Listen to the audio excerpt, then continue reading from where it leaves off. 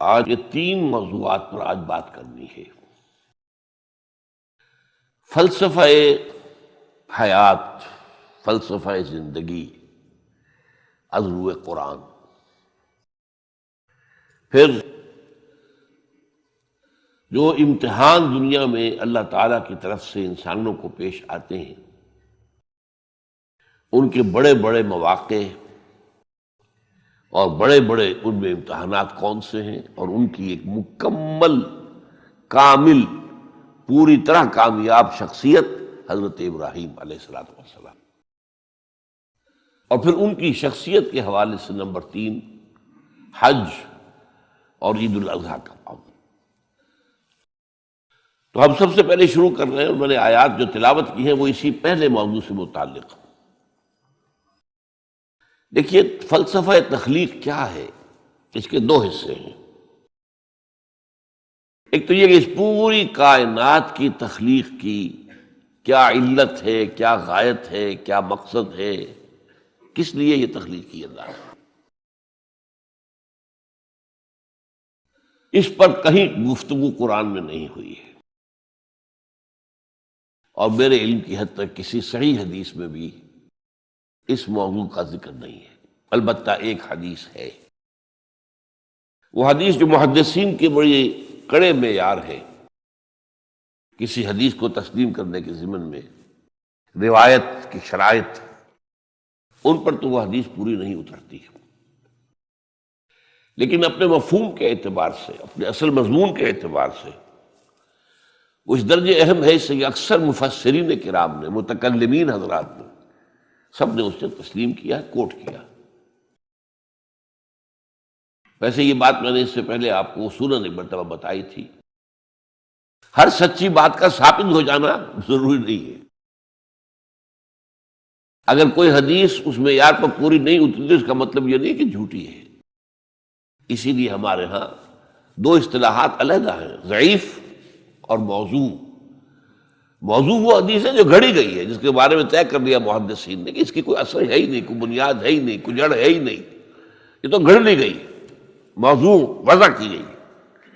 ظاہر بات ہے کہ اس حدیث کی طرف تو ہمیں دلچسپی ہوگی نہیں، نہ اس سے کوئی عقیدے کا مسئلہ طے ہوگا، نہ عمل کا فیصلہ طے ہوگا کہ کوئی شے حلال یا حرام اس حدیث کی روح سے ہو جائے۔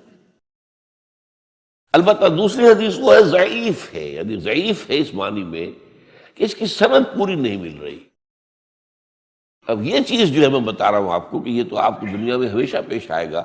آپ کسی وکیل سے پوچھ لیجئے، کوئی مقدمہ ہو ہی نہیں سکتا جب تک کچھ جھوٹ شامل نہ کیا جائے۔ خالص حقیقت کے اوپر کوئی کتنا ہی سچا مقدمہ ہو، آپ جیت نہیں سکتے۔ تو کسی شے کا ثابت نہ ہو سکنا روایتاً، یہ اس کی دلیل نہیں ہے کہ وہ موضوع ہے، معاذ اللہ، وہ ضعیف ہے۔ اس ضعیف کا مطلب کیا ہے؟ اس کی بنیاد پر کوئی عقیدہ طے نہیں ہوگا، اس کی بنیاد پر کوئی شرعی حکم نہیں بنے گا۔ باقی اگر اس میں کوئی حکمت کی باتیں ہیں، اگر اس میں کوئی ایسی چیزیں ہیں کہ جو ہمارے لیے قیمتی موتی ہیں علم کے، حکمت کے، تو اس کو اختیار کیا جائے۔ تو اسی طرح کی یہ حدیث ہے کہ، اور حدیث قدسی ہے،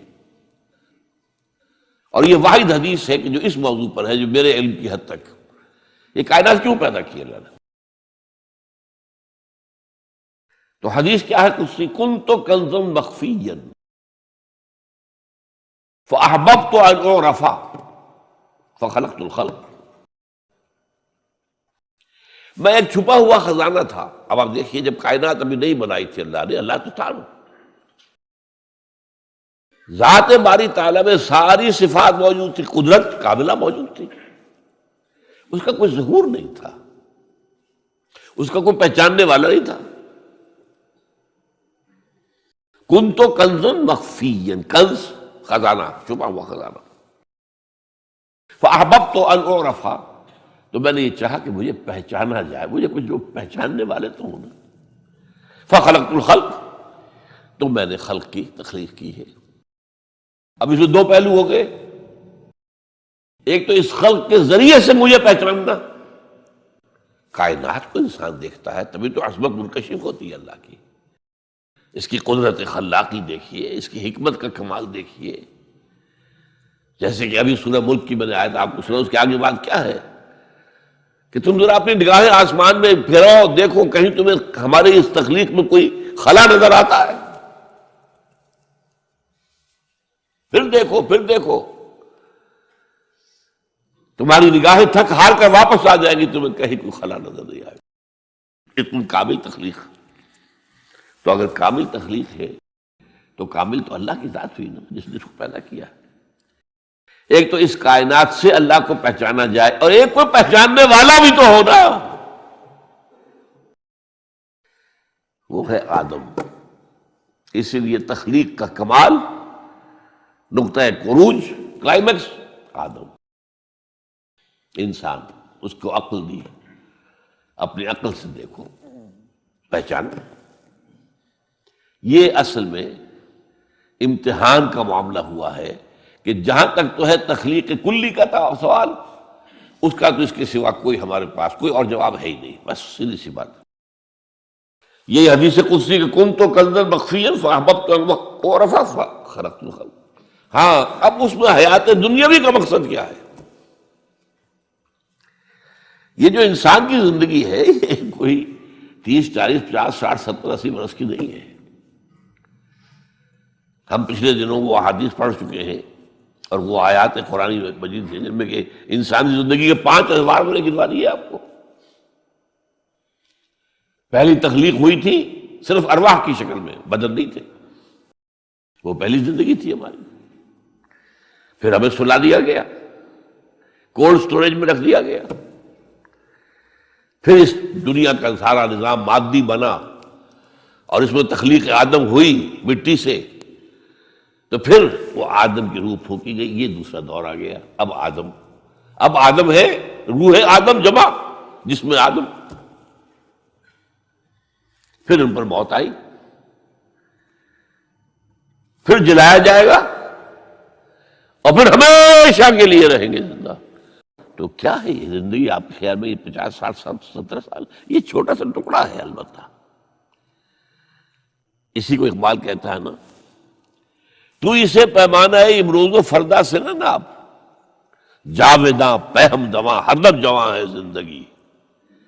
یہ کوئی 25 30 60 70 سال، ان میں سے بھی کیا ہے، کافی بڑا حصہ تو گزر گیا، شعوری نہیں، ابھی فہمی نہیں، سمجھی نہیں، اور ایک خاص عمر کو پہنچنے کے بعد پھر معلوم ہوتا ریورس گیئر لگ گیا کہ لا یعلم من بعد علم شیئا، جو کچھ سیکھا پڑھا تھا وہ بھی گیا، اب تو وہ میموری ختم ہو گئی۔ لہذا تھوڑا سا وقفہ ہے، 40 50 سال بس کریے میکسیمم۔ نہیں، انسانی زندگی یہ نہیں ہے۔ تو اسے پیمانہ امروز و فردا سے نہ ناپ، جاویداں پہم دواں ہردم جواں ہے زندگی۔ اور ایک عجیب مصرع ہے اس شعر کے اندر، اس غزل کے اندر ہے، کبھی جاں اور کبھی تسلیم جاں ہے زندگی۔ اس کو بہت کم لوگ سمجھتے ہیں، تسلیم جان کا کیا مطلب ہے؟ اس وقت تو میری زندگی چاہے میری جان کے حوالے سے زندہ ہوں نا، میں ہے کبھی جاں، اور اگر میں اللہ کی راہ میں گردن کٹوا دوں تو جان دے کر جو زندگی ملے گی اس سے جیسے تو آپ کو زندگی ہو ہی نہیں سکتی۔ تسلیم جان دے دینا۔ وَلَا تَقُولُوا لِمَن يُقْتَلُ فِي سَبِيلِ اللَّهِ أَمْوَاتٌ بَلْ أَحْيَاءٌ وَلَٰكِن لَا تَشْعُرُونَ۔ اور پھر اس میں شعر آتا ہے آخری علامہ اقبال کا، الزم ہستی سے تو ابرا ہے مانند حباب۔ آپ اندازہ کیجئے، یہ کائنات ہستی، یہ تو پیسیفک اوشن سمجھیے، الزم ہستی سے تو، اب تیری حیثیت کیا ہے؟ حباب، جیسا سطح سمندر کے اوپر یہ بلبلے ہیں، بس ہماری حیثیت اس کے سوا تو کچھ نہیں۔ الزم ہستی سے تو ابرا ہے مانند حباب، اس نیا خانے میں تیرا امتحان ہے زندگی۔ یہ جو دور ہے ہمیں دیا گیا ہے زندگی کا، یہ جو ہے اس زندگی میں سے کاٹ دیا گیا کچھ حصہ۔ پہلا حصہ جو تھا وہ روحانی، اس کے بعد موت آ گئی، پھر وہ زندگی آئی جو اس دنیا کی ہے، پھر موت آ جائے گی۔ ان دو موتوں کے درمیان ایک زندگی یہ ہے، اور ایک پہلی موت سے پہلے بھی زندگی تھی، اور دوسری موت کے بعد کی زندگی۔ 5 ادوار پھر میں گنوا رہا ہوں آپ کو۔ اس حوالے سے جو مقصد حیات ہے دنیاوی وہ ہے امتحان. اس لیے میں نے وہ آیات آپ کو سنائی. تبارک الذی بیدہ الملک وہو علی کل شیء قدیر الذی خلق الموت والحیاۃ لیبلوکم ایکم احسن عملا. اس نے یہ موت و حیات کا سلسلہ کیوں پیدا کیا؟ کیوں یہ دو موتوں کے درمیان یہ چھوٹی زندگی علیحدہ کر دی اور ان زندگیوں سے علیحدہ کر دیا جو پہلے تھی اور بعد میں آنے والی ہے اور جو ابدی ہے؟ خلق الموت والحیات لیبلوکم ایکم احسن عملا. یہ امتحانی وقفہ ہے تمہارا، وہ تمہیں آزمانا چاہتا ہے. بلا یبلو اسی سے ابتلا کا لفظ بنا ہے، باب افتعال، امتحان لینا ہے، اس کو آزمانا. لیبلوکم ایکم احسن عملا، تاکہ اللہ جانچے تمہیں، پرکھے کون ہے تم میں سے اچھے عمل کرنے والے. پھر یہی بات جو ہے بہت اور شاندار انداز میں سورہ کہف میں آئی ہے. انا جعلنا ما علی الارض زینۃ لہا لنبلوہم ایہم احسن عملا. اس زمین پہ جو کچھ ہم نے بنایا ہے اس کا سنگھار ہے، زینت ہے. کھیتی لہلہا رہی ہے، آپ دیکھیے کاشتکار کا، کسان کا دل جو ہے باغ باغ ہو رہا ہے کہ نہیں؟ اس کی محنت، اس کی بہت بڑا محل آپ نے بنایا، بہت اچھا لگتا ہے آپ کو. وَمَسَاكِنَ تَرْضَوْنَهَا، یہ ساری چیزیں زندگی. اور آج آپ کو معلوم ہے جتنا جتنا یہ دجالی زمانہ آ رہا ہے ہم پر، اتنی ہی زندگی زیادہ پرکشش، زیادہ اٹریکٹیو. امریکہ میں جا کر دیکھیے آدمی مبہوت ہو جائے گا. فرمایا ہم نے اس کو اس کی آزمائش اور زمائش بنا دیا ہے. لنبلوکم ایکم احسن عملا، ہم تمہارا امتحان لینا چاہتے ہیں کہ اس کے حسن کے گرویدہ ہو کر رہ گئے یا نہیں، ہمارے جلال و جمال سے اپنا تعلق قائم کر کے ہمارے طالب بنے، دنیا کے طالب نہیں بنے. یہ امتحان ہے. رخ روشن کے آگے شمع رکھ کر وہ یہ کہتے ہیں ادھر جاتا ہے دیکھیں یا ادھر پروانہ آتا ہے. یہ امتحان ہے. رخ روشن اللہ کا ہے اور یہ ایک سراب ہے، لیکن ہے بہت کشش والا. جہاں بھی آپ جائیں گے ویسٹ میں، آپ دبئی میں جا کر آدمی ہوش و حواس میں قائم نہیں رہتے انسان. تو آپ کے اتنے قریب آ گیا معاملہ. پہلے جا کے امریکہ جا کر دیکھنا ہوتا تھا، اب تو یہ لاہور سے 3 گھنٹے کی فلائٹ ہے. اللہ خیر صلی اللہ. دیکھیے جا کر کس قدر پرکشش ہے. زندگی کا امتحان کتنا سخت ہو گیا. اس لیے کہ ظاہر بات ہے جتنی یہ پرکشش ہوگی اتنے ہی آپ کے گم ہو جانے کا امکان زیادہ ہوگا. کافر کی یہ پہچان کہ آفاق میں گم ہے، اور مومن کی یہ پہچان کہ گم اس میں ہے آفاق. وہ دنیا میں رہتا ہے لیکن دنیا سے بالاتر ہو کر رہتا ہے. بازار سے گزرا ہوں خریدار نہیں. یہ جو انسانی زندگی کا یہ جو دنیاوی حصہ ہے، گویا کہ اس کا مقصد کیا ہے وہ واضح ہے. قرآن نے واضح کیا، ابتلا، آزمائش. لنبلوکم ایکم احسن عملا. اس کام کے لیے ہم نے دنیا کے اندر آرائش بھی پیدا کر دی، زیبائش بھی پیدا کر دی. تمہارا امتحان ہے، تم ہم سے لو لگاتے ہو، ہم سے محبت کرتے ہو. والذین آمنوا اشد حبا للہ، یا تمہارے دل پر تسلط ہو جاتا ہے اس دنیا کی اور مال و دولت کی محبت کا. بس تم گئے تو ادھر گئے یا ادھر آئے. either you are with us or against us. دنیا کے ہو گئے تو ہمارے خلاف آواز تو نہ رہے. پھر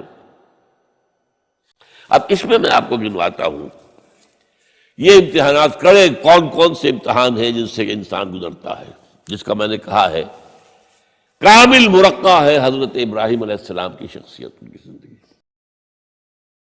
سب سے پہلا انسان کا امتحان جو ہے اس کے عقل کا، شعور کا، اس کے فہم کا، اس کی فطرت کا، اس کی جبلت کا. وہ کیا ہے؟ اس دنیا میں آنکھیں کھولنے کے بعد اللہ تعالی پر ایمان لاتا ہے یا نہیں؟ اللہ کو پہچانتا ہے کہ نہیں؟ میرا خالق کون؟ میرا مالک کون؟ میرا پیدا کرنے والا کون؟ کون میرا محبوب ہے، کون میرا مقصود ہے، کون میرا مطلوب ہے، کون میرا حاکم ہے، کون میرا آقا ہے، کون ہے قانون دینے والا، کون ہے ہدایت دینے والا. یہ پہچان لینا عقل و فطرت کا پہلا امتحان ہے جس سے انسان گزرتا ہے. اور ظاہر بات یہ امتحان جتنا کسی ماحول میں گمراہی، شرک، کفر کے تہ برتہ اندھیرے ہوں گے اتنا ہی امتحان سخت ہوگا. آپ مسلمانوں کے ماحول میں رہ رہے ہیں تو ٹھیک ہے، مسلمان بھی اب دنیا پرست بن گئے ہیں یا جو بھی آپ کہیں، حقیقی مسلمان تو دیکھنے کو نہیں ملتا. پھر بھی بہرحال اسلام تو ہے نا یہاں. کسی نہ کسی دیکھ کو تو چیز کو تو اللہ یاد آ جاتا ہے، کبھی نہ کبھی تو کسی کی بات ہی دل میں اتر جاتی ہے. کوئی اللہ کا بندہ جو ہے خلوص و اخلاص سے کہتا ہے بات اور وہ آپ کے دل میں اتر گئی. آپ ایسے معاشرے کا تصور کیجیے جہاں سرے سے ہدایت ہے ہی نہیں، کفر ہی کفر ہے، شرک ہی شرک ہے، باطل ہی باطل ہے. اس میں ایک شخص آنکھ کھولے اور پھر وہاں وہ خالق حقیقی کو پہچان لے. یہ ہے سب سے بڑی کامیابی. آپ کو معلوم ہے قرآن مجید میں سورہ انعام میں پورا قصہ بیان ہوا ہے. جس ماحول میں کہ حضرت ابراہیم نے آنکھ کھولی ہے وہ ماحول کون سا ہے؟ ہر طرح کا شرک وہاں پر انتہائی درجے میں موجود تھا. سورج اور چاند اور ستاروں کی پرستش، بتوں کی پرستش، اور سیاسی شرک. بادشاہ کہتا تھا میں خدا ہوں، نمرود جو دعویٰ تھا فرعون کا وہی اس کا تھا. کہیں سے کوئی توحید، کوئی اللہ کی بات، کوئی نیکی کی بات، کہیں کوئی روشنی، کوئی کرن اس معاشرے میں تھی؟ اس معاشرے میں خالص اللہ نے جو فطرت سلیمہ عطا کی تھی اور جو عقل سلیم عطا کیا تھا اس کی روشنی میں سفر کرتے ہوئے ان تمام معبودوں کا انکار کر کے انی وجہت وجہی للذی فطر السماوات والارض حنیفا وانا من المشرکین، میں تمہارے ان معبودوں کو نہیں مانتا، میں ان کی نفی کرتا ہوں، ان سب کا باغی ہوں، یہ سب گمراہی ہے. میں نے اپنا رخ کر لیا ہے ہر طرف سے یکسو ہو کر اس ہستی کی طرف جو آسمان اور زمین کی خالق ہے. سورج کا بنانے والا. میں سورج کو نہیں پوچھتا، سورج کے بنانے والے کو پوچھتا ہوں. میں چاند کا پجاری نہیں ہوں، چاند کے خالق کا پجاری ہوں. یہ ستاروں کا میں پجاری نہیں ہوں، ستاروں کے پیدا کرنے والوں کا، والے کا میں پجاری ہوں. کائنات کا نہیں ہوں، کائنات کے خالق کا. انی وجہت وجہی للذی فطر السماوات والارض حنیفا وما انا من المشرکین. یہ پہلا امتحان ہے. دیکھیے اپنے اوپر قیاس نہ کیجیے. آپ جو اللہ نے پیدا کیا مسلمانوں کے گھر میں، آپ کے ایک کان میں پیدا ہوتے ہی اذان کہہ دی گئی، دوسرے میں اقامت کہہ دی گئی. آخر کہیں نہ کہیں تو کوئی اثر اس کا ہوتا ہوگا نا، تبھی تو. ورنہ یہ بے مقصد تو کام نہیں. اگر حضور سے مسنون ہے یہ، کیا پتہ ہمارے تحت الشعور کی کون سی ٹیپ جو ہے وہ اس وقت چل رہی ہو اور اس کے اوپر جو ہے یہ نقش ہو گئے. کچھ نہیں کہہ سکتے. لیکن وہاں جو کچھ بھی نہیں تھا. کفری کفر، سیاسی شرک، مذہبی شرک، ستارہ پرستی کا شرک، بت پرستی کا شرک. اس میں ایک نوجوان، سلیم الفطرت نوجوان، اس نے ان تمام سے رخ موڑ کر ایک اللہ کی ہستی کی طرف. اب آپ سوچئے دوسرا امتحان آتا ہے. اب حق پر پہنچ تو گئے، حق پر کھڑے رہنا آسان نہیں ہے.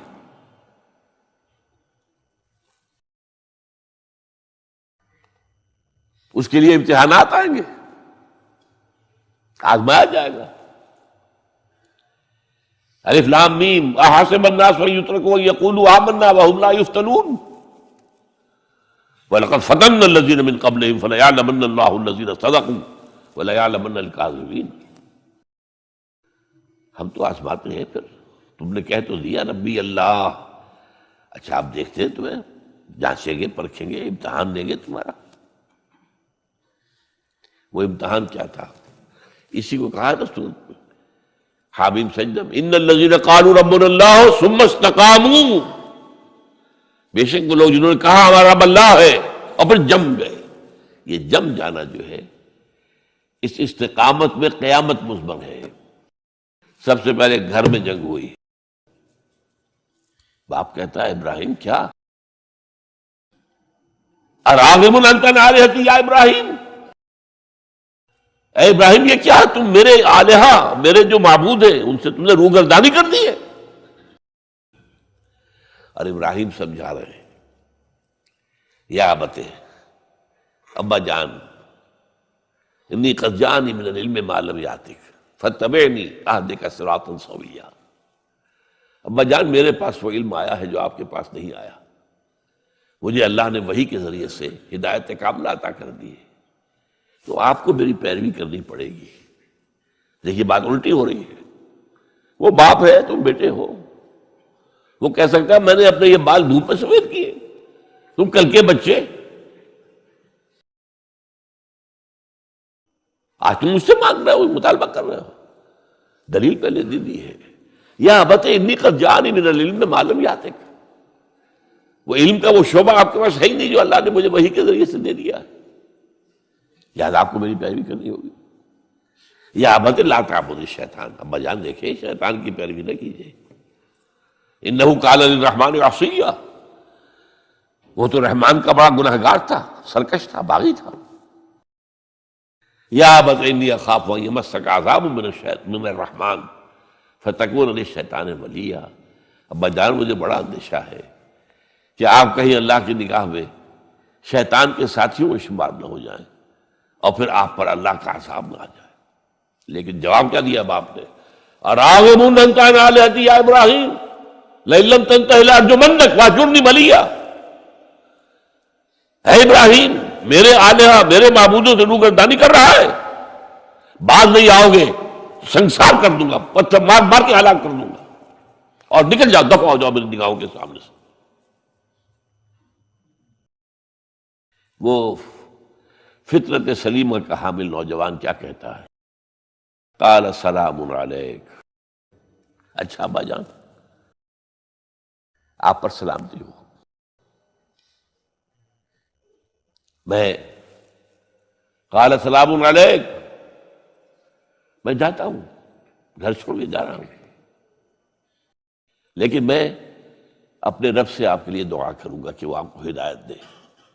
وہ مجھ پر بڑا مہربان ہے، مجھے امید ہے کہ وہ میری اس دعا کو رد نہیں کرے. اب اس سے ذرا آگے بات بڑھی. ابراہیم سوچتے ہیں کہ ان لوگوں کے اوپر کوئی تیشہ زوردار مارنا ہوگا، یہ جاگنے کو تیار نہیں ہے.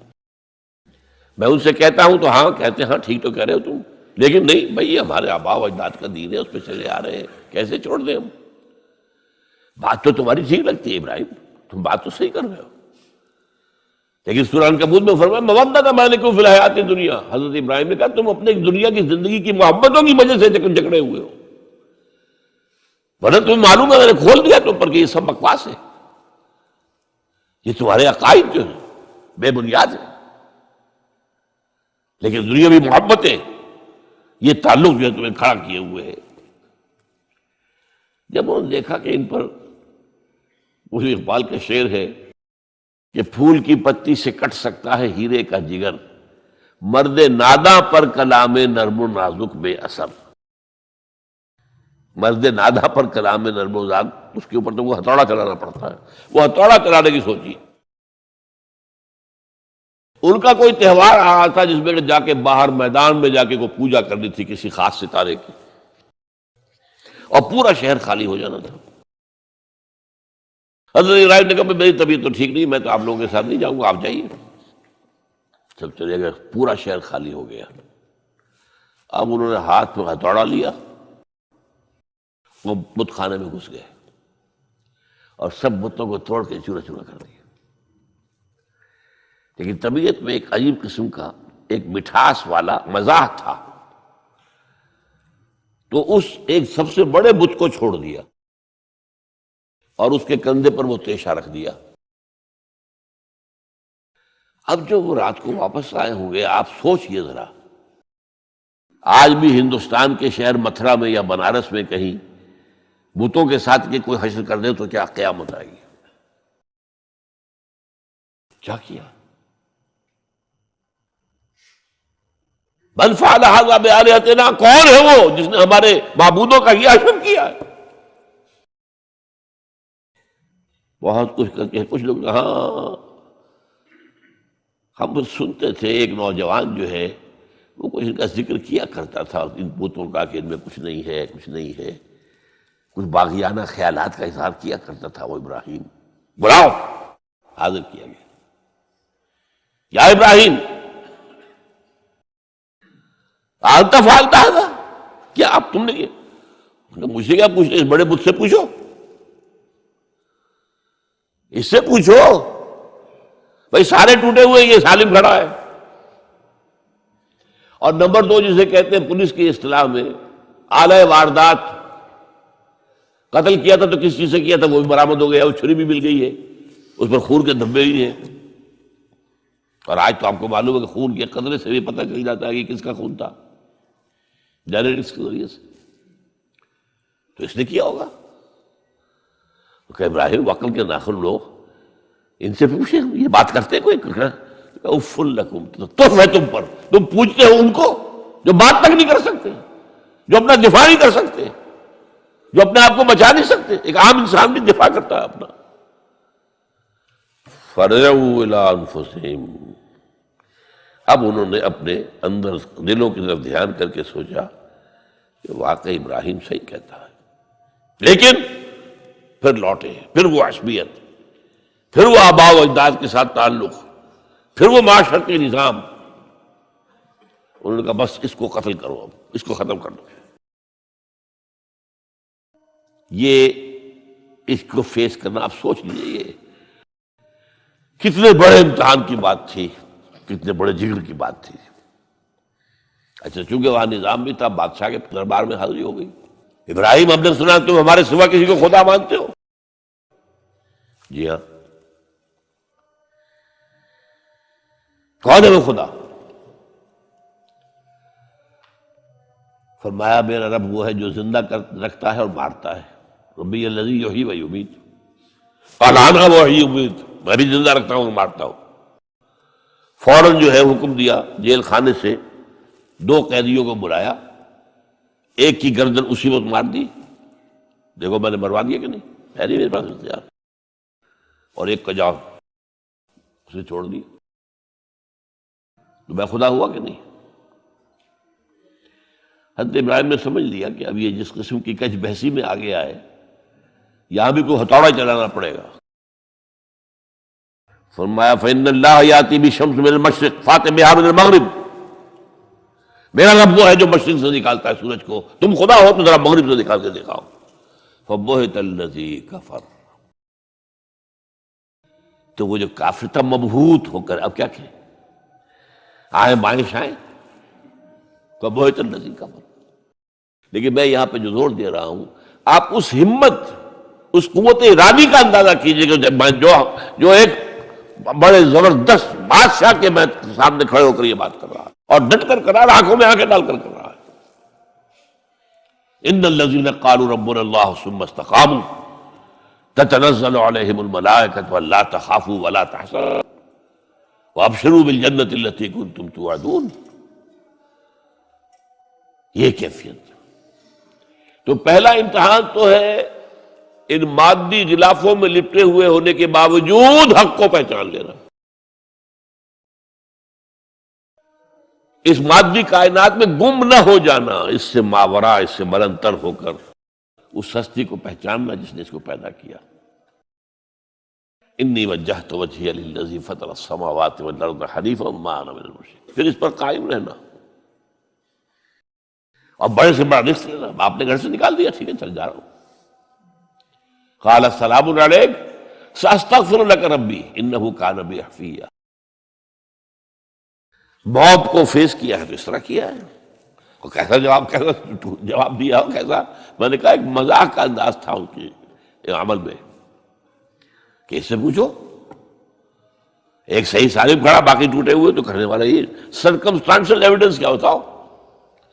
آج بھی آپ کے ہاں مقدمات کے اندر ایک سرکمسٹانشل ایویڈنس بھی تو ہوتا ہے نا، حالات قرائن کی کیا گواہی ہے؟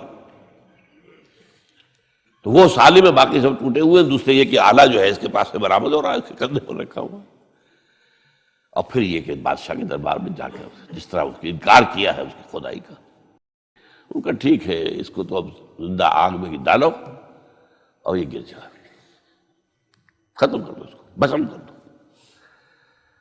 اچھا، اس کے لیے تیاریاں کی گئی ہیں، سورہ صافات میں اس کا ذکر موجود ہے۔ تو اب حضرت ابراہیم دیکھ رہے ہیں کہ میرے لیے آگ کا الاؤ تیار ہو رہا ہے بہت بڑا، ایک اوپر مچان بنائی گئی ہے جہاں سے کہ ان کو پھینکنا ہے آگ میں، سب ہو رہا ہے۔ وہ سب یہ کس لیے کر رہے تھے؟ یہ نوجوان کے ہوش ٹھکانے آ جائیں گے جب آگ دیکھے گا سامنے۔ ابھی تو کوئی آیا نہیں نا امتحان اس پر، اسی لیے قرآن میں آیا ہے کہ ہم نے ان کو ناکام کر دیا جنہوں نے کہ یہ آزمائش ڈالی تھی۔ حضرت ابراہیم کود گئے۔ اقبال کہتا ہے بے خطر کود پڑا آتش نمرود میں عشق، عقل ہے محو تماشائے لبے بام ابھی۔ دیکھیے یہ دو عقلیں ہیں، یہ سمجھ لیجیے۔ ایک عقل وہ ہے جو پہچان لے، ایک عقل وہ ہے جو آگے چلنے سے روکے۔ دیکھو جواب ٹھیک نہیں تمہارا، کیا کر رہے ہو؟ اپنی جان سے کھیل رہے ہو، جان سے چلے جاؤ گے۔ تو عقل جو ہے ایک معنی میں وہ حقیقت کو پہچاننے میں مددگار ہے، اگرچہ منزل تک نہیں پہنچا سکتی۔ گزر جا عقل سے آگے کہ یہ نور چراغ راہ ہے، منزل نہیں ہے۔ پاس چراغ رکھا ہے تو روشنی تو ہو جائے گی نا، کچھ نہ کچھ دکھا دے گی، بس یہ چراغ راہ ہے، یہ آخری منزل تک عقل نہیں پہچان سکتی۔ یہ تو فطرت انسانی ہے، قلب ہے، روح انسانی ہے، وہ پہچانتی ہے۔ اور عقل گو آستان سے دور نہیں، اس کی قسمت میں پر حضور نہیں، حاضری نہیں ہوتی وہاں۔ اللہ تک پہنچانے والی شے عشق ہے، اللہ کی محبت ہے۔ آگے چلنے سے تو عقل روک دی۔ عقل کا لفظ جو ہے وہ اس سے پہلے یقیناً کئی مرتبہ میں نے یہاں پہ بیان کیا ہوگا۔ عقل کے معنی ہے روکنے والی۔ یہ جو سعودیز جو ہے وہ اپنے سروں کے اوپر ایک باندھتے ہیں، کوئی سنہری رنگ کا ہوتا ہے، کچھ ہوتا ہے اس کو اپنے رومال کے اوپر، اس کو اقال کہتے ہیں، اقال۔ یہ ان کی پرانی بدویانہ، جب ان کو کھانے پینے کو بھی نہیں ملتا تھا، بھوکے پیاسے ننگے پاؤں ننگے بدن رہتے تھے، اس وقت سے ایک رواج ہے۔ ان کی ساری زندگی جو ہے گھومتی تھی اونٹ کے گرد، اونٹی کا گوشت کھا لینا ہے، اونٹی کا دودھ پی لینا ہے، اونٹ کے اوپر سواری کر لینی ہے، اونٹ کی کھال سے جو ہے وہ خیمے بنا لینے ہیں، اونٹ کے بالوں سے اپنے لیے کوئی کمبل بنا، اونٹ ہی اونٹ تھا۔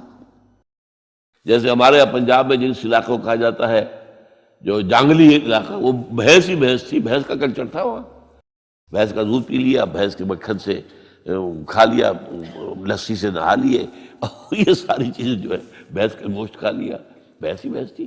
اور کیا تھا؟ یہ مجھ کلچر تھا یہاں کا سارا، یہ جو آپ کے ہاں جانگلی کہلاتے ہیں۔ یہ تو آباد کار آئے ہیں جلندھر سے، ہوشیارپور سے، گرداسپور سے، وہ آباد کاروں نے آ کے پھر یہاں پر جو ہے وہ ساری چیزیں بتائی ہیں، ورنہ یار کس کو جانتے؟ گڑ کی نہیں جانتے، گڑ کس بلا کا نام نہیں جانتے، چینی تو بہت دور کی بات ہے، گڑ نہیں جانتے۔ تو ان کا یار کیا معاملہ تھا؟ اونٹ ہے۔ اب اونٹ کا یہ ہے کہ جب بدو سواری کر کے جا رہا ہے، ایک جگہ پر اترا ہے، اسے پیشاب کرنا ہے، کچھ اور کرنا ہے، اب اس خطرے سے کہ کہیں اونٹ بھاگ نہ جائے، اس کے ایک گھٹنے کو ایک رسی سے باندھ دیتا تھا۔ اب 3 پاؤں رہ گئے، 3 پاؤں سے اچک تو سکتا ہے، وہ بھاگ تو نہیں سکتا، تو اچک کر وہ اگر کہیں کوئی آس پاس درخت ہے، کیکر کا درخت ہے، تو وہ ناشتہ کچھ کر لے، کھا لے، کوئی حرج نہیں ہے، ایک بھاگے نا۔ تو وہ جو رسی جس سے اونٹ باندھتے تھے، اس کا گھٹنا، وہ اب کیا ہوا، اسے جانا ہے سفر پر دوبارہ، وہ جائے گا، وہ رسی وہاں سے کھول کے سر پہ باندھ لے گا، کاٹ کے رسی کو. یہ اقال.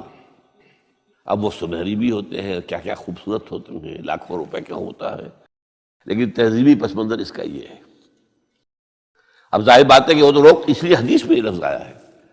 ایک مرتبہ حضور مسجد نبی میں تشریف فرما تھے، باہر کوئی بدو آئے صحابی باہر سے، اور انہوں نے اپنے اونٹ کا یا اونٹنی کا گھٹنا نہیں باندھا، اسے ویسے ہی چھوڑ کے اندر آ گئے. حضور نے فرمایا تم نے اس کا گھٹنا کیوں نہیں باندھا؟ جواب دیا میں نے اللہ پر توکل کیا. فرمایا غلط، اعقلھا ثم توکل، پہلے اس کا گھٹنا باندھو پھر توکل کرو. وسائل کا استعمال ترک کر دینا توکل نہیں ہے. ہاں یہ سمجھو کہ وسائل کے ذریعے سے نہیں ہوگا، جو بھی کچھ ہوگا اللہ کے کیے سے ہوگا، لیکن وسائل کا استعمال تو کرنا ہے. وہ توکل اسلام میں نہیں ہے جو رہبانیت کا توکل ہے. بہرحال تو یہ اب جو ہے عقل جو ہے، اب اس وقت جو کہ بے خطر کود پڑا آتش نمرود میں عشق، عقل ہے محو تماشائے لبے بام. ابھی عقل تو وہیں پر کھڑی ہوئی ہے، سوچ رہی ہے کودنا چاہیے کہ نہیں کودنا چاہیے، اور ابراہیم کود بھی چکا. لوگ حیران رہے ہیں، لیکن اللہ نے اس آگ کو گل و گلزار بنا دیا. قلنا یا نار کونی بردن وسلام علی ابراہیم. اب آیا چوتھا امتحان کہہ لیجیے اس کو. یہ رسولوں کے باب میں اللہ کا قاعدہ ہے، اس قوم کی طرف کسی رسول کو بھیجیں، اگر وہ قتل کرنے پر آمادہ ہو جائے رسول کو، تو پھر وہاں سے ہجرت کی اجازت ہوتی ہے. جیسے حضور جب دارالندوہ میں فیصلہ ہو گیا کہ اب قتل کر دو محمد کو صلی اللہ علیہ وسلم، اس سے پہلے یہ اندیشہ تھا جب تک کہ ابو طالب زندہ تھے کہ چچا سپورٹ پر ہے ابو طالب، اب بنو ہاشم کا وہ سردار ہے، تو یہ ہماری جو ہے ان فائٹنگ ہو جائے گی، ٹرائبل، انٹر ٹرائبل یا انٹرا ٹرائبل کہنا چاہیے، کہ قریش کے اندر ہی آپس میں جب ہم لڑ پڑیں گے تو ہماری جو دھاک بیٹھی ہوئی ہے پورے عرب میں وہ تو ختم ہو جائے گی. A house divided amongst itself can understand. یہ وہ چیز تھی جو ابھی تک ان کے ہاتھ روکے ہوئے تھی. اب ابو طالب مر گئے. اب جو سردار ہے بنو ہاشم کا وہ ابو لہب ہے، وہ حضور کا وزیر سب سے بڑا دشمن ہے. لہذا فیصلہ ہو گیا. تب آپ گئے ہیں طائف اور وہاں سے بھی ناکام آئے ہیں. اس کے بعد یہ ہے کہ باقی سب صحابہ کو آپ نے اجازت دے دی چلے جاؤ مدینے، لیکن ابھی آپ منتظر رہے جب تک کہ ایکسپریس پرمیشن نہ آئے. رسول اپنی جگہ چھوڑ نہیں سکتا. بہرحال یہ ایک علیحدہ معاملہ ہے کہ اس میں تھوڑی سی خطا ہو گئی تھی حضرت یونس علیہ السلام کے ساتھ، کہ وہ اپنی قوم کے اس رویے سے دل برداشتہ ہو کر غصے کے اندر بھرے ہوئے، یہ ماننے والے نہیں، ناہنجار لوگ چھوڑ کر چلے گئے، اگرچہ اللہ کی اجازت ابھی نہیں آئی تھی. یہی وجہ ہے اللہ نے انہیں سزا دی. مچھلی کے پیٹ میں رہے، وہاں وہ استغفار کرتے رہے، لا الہ الا انت سبحانک انی کنت من الظالمین. پھر اس ویل مچھلی نے اگل دیا ان کو اور ساحل کے اوپر رہے. اس کا پورا ذکر ہے قرآن مجید میں. بہرحال تو یہ اب معاملہ آ گیا وطن کو چھوڑنے کا، لہذا ہجرت کی. اب ان قال انی ذاہب الی ربی سیہدین. ٹھیک ہے، تم لوگوں کا حال یہ ہے، میں نے تمہیں ہر طرح سمجھایا، نرم بھی سمجھایا، گرم بھی سمجھایا، تمہارے اوپر ہتھوڑے بھی برسائے اور پھول بھی برسائے، تم کسی طرح ماننے والے نہیں ہو. اب تم میری جان کے دشمن بن گئے ہو تو ٹھیک ہے، پھر میں جاتا ہوں. انی ذاہب الی ربی سیہدین رب ہب لی من الصالحین. ایک دعا اور نکل آئی اس وقت سے، اے اللہ مجھے صالح اولاد عطا فرما. 80 برس سے تجاوز ہو چکی تھی عمر، اولاد نہیں تھی. آپ کے اپنے خاندان سے تھیں جو اہلیہ تھی سارہ رضی اللہ تعالی عنہ، بانجھ نہیں ہوئی، اولاد نہیں ہوئی، اللہ کی مرضی. بہرحال حضرت ابراہیم کے ساتھ ہجرت کرنے والوں میں حضرت سارہ بھی تھی آپ کی اہلیہ، حضرت لوط بھی تھے آپ کے بھتیجے، اور حضرت لوط کی اہلیہ بھی تھی. یہ اہلیہ جو ہے لوط کی، یہ مومنہ تھی، یہ ساتھ انہوں نے ہجرت کی ہے. بعد میں جب جا کر جب انہیں اللہ تعالیٰ کے حکم سے حضرت ابراہیم نے بھیج دیا سدوم اور عامورہ کی بستیوں کی طرف، تو وہاں شاید معلوم ہوتا کوئی اور شادی کی ہے، وہ کافرہ رہی اور اس نے جو ہے حضرت لوط کے ساتھ جو ہے خیانت کا معاملہ کیا، وہ ایک علیحدہ معاملہ ہے۔ بہرحال اس وقت جو دعا کی رب ہب لی من الصالحین، اس کے جواب میں اللہ نے فوراً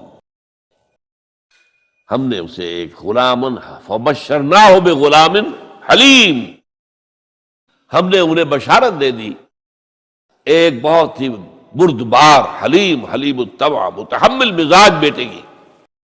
یہ اسماعیل کی تعریف ہے، نوٹ کر لیجیے گا۔ دوسرے بیٹے ہوئے حضرت سارہ کے بعد میں، ان کو کہا گیا ہے غلام علیم عالم۔ حضرت اسماعیل کے لیے کہا گیا ہے غلام حلیم، بہت بڑے حلیم متحمل مزاج، بہت بادشاہ۔ اس کا بھی تھوڑی سی داستان بیان کر دوں۔ حضرت سارہ کہاں کے یہاں اولاد نہیں تھی، حضرت ابراہیم ہجرت کر کے آئے تھے، کہاں سے پیدا کہاں ہوئے تھے؟ شہر ار، یہ جو عراق کا اس وقت کا سب سے بڑا شہر تھا، صدر مقام تھا، وہاں پیدا ہوئے تھے۔ وہاں سے ہجرت کر کے کہاں آئے؟ شام میں علاقہ، خاص طور پر فلسطین کا جو ہے کنعان، یہاں آ کر آپ نے ڈیرا اپنا جما لیا۔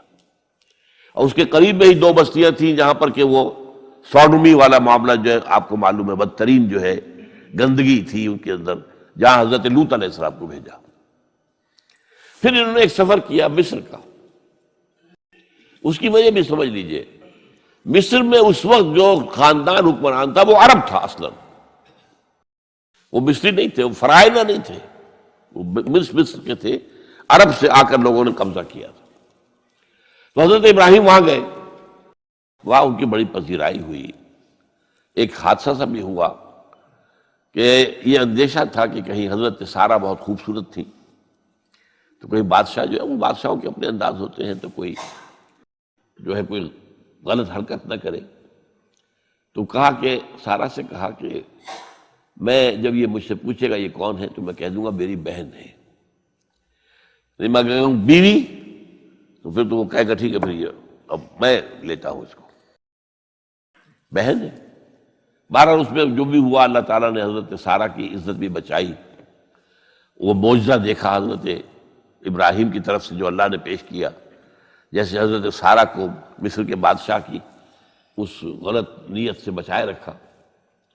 پھر اس شخص نے جو ہے اپنی بیٹی ہاجرہ یہ خدمت میں پیش کی۔ یہ ہاجرہ کنیز نہیں تھی، یہ اصل میں یہودیوں نے مشہور کر دیا ہے۔ یہودی کہتے ہیں کہ اصل بیوی تو تھی حضرت سارہ، اور سارہ کے ہاں اولاد بعد میں ہوئی ہے، وہ ہے اسحاق کے بیٹے ہیں یعقوب کی اولاد ہم ہیں، تو اصل تو ابراہیم کی اولاد ہم ہیں۔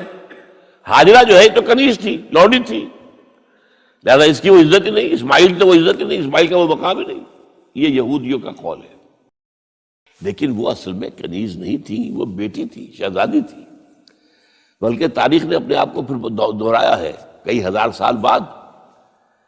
حضور نے صلح حدیبیہ کے بعد جب خطوط لکھے ہیں دعوتی بادشاہوں کے نام، شہنشاہ ایران، شہنشاہ روم، مقوقس مصر، نجاشی حبشہ، خطوط لکھے، تو مقوقس جو ایک طرح کا بادشاہ تھا، پیٹریارک تھا، جو الیگزینڈریا کا، اس نے اکرام کیا حضور کے جو سفیر تھا، ان کا بڑی عزت کی، احترام کیا، اور پھر حضور کی خدمت میں دو جو ہے خواتین کو بھی بھیجا۔ اب اس زمانے میں یہی رواج دنیا کے اندر چلتے تھے، اور یہ گھوڑا بھیجا، دلدل، وہ جو حضور صلی اللہ علیہ وسلم کا بہترین گھوڑا تھا۔ تو انہی میں سے ایک کنیز جو ہے ان سے حضور نے نکاح کیا، ماریہ قبطیہ، اور ماریہ قبطیہ سے اللہ نے اولاد دی حضور کو عمر کے آخری درجے میں۔ حضرت ابراہیم نام رکھا ان کا۔ نوٹ کیجیے، سائیکل مکمل ہو رہا ہے۔ ابراہیم گئے تھے مصر، وہاں سے ہاجرہ آئی، اور اس سے اسماعیل ہوئے، اسماعیل سے یہ ساری نسل چلی، محمد پیدا ہوئے۔ محمد کے نکاح میں پھر مصر سے آئی ہوئی ایک خاتون آئی ہے ماریہ قبطیہ، ان سے جو پیدا ہوئے ان کا نام ابراہیم رکھا۔ تو یہ گویا کہ یہ ایک عجیب سائیکل ہے۔ بہرحال لیکن جب حضرت سارہ نے دیکھا کہ میرے ہاں تو اولاد نہیں ہو رہی، تو حضرت ابراہیم سے کہا کہ میں آپ ہاجرہ کے ساتھ آپ جو ہے ذر و شوقت معاملہ قائم کر لیجئے، تو اللہ آپ کو ان کے ذریعے سے اولاد دے دے، مجھے تو امید نہیں ہے کہ میرے ہاں اولاد ہو۔ تو اس پر حضرت ابراہیم نے ان کے ساتھ وہ رشتہ قائم کیا، اور اللہ نے اسماعیل جیسا بیٹا دے دیا۔ اب اللہ تعالیٰ نے حکم دیا ہاجرہ اور اپنے اس بیٹے کو لے جاؤ اور جاؤ وہاں بواد غیر ذی زرع، جاؤ وہاں حجاز کی اس وادی کے اندر، وادی غیر ذی زرع، وہاں ان کو چھوڑ دو۔ اب یہ امتحان دیکھیے، توکل کا امتحان۔ حضرت ابراہیم لے آئے، کوئی متنفس نہیں، کوئی گھاس تک پیدا نہیں ہو رہی، کوئی درخت کا ہونا تو اور بڑی بات ہے کہ کہیں کھجور کا درخت ہو یا کوئی اور درخت بھی نہیں، پانی نہیں، پانی کا ایک مشکیزہ تھا ابراہیم کے پاس، وہ چھوڑ دیا، کچھ کھجوریں تھیں وہ دے دی اور چلے۔ حاجرہ پوچھتی ہے ہمیں کس کے بعد سارے چھوڑ کے جا رہے ہیں؟ کہنے لگے اللہ کے۔ یہ ہے توکل، اللہ کا حکم ہے، دعائیں مانگ مانگ کر رب حب لی من الصالحین فبشرناہ بغلام حلیم۔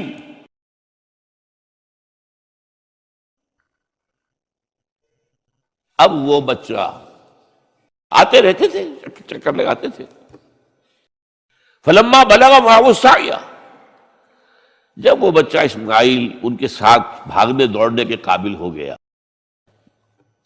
کاموں میں ہاتھ بٹا رہا ہے، 13 برس کی عمر ہو گئی ہے، نوجوان۔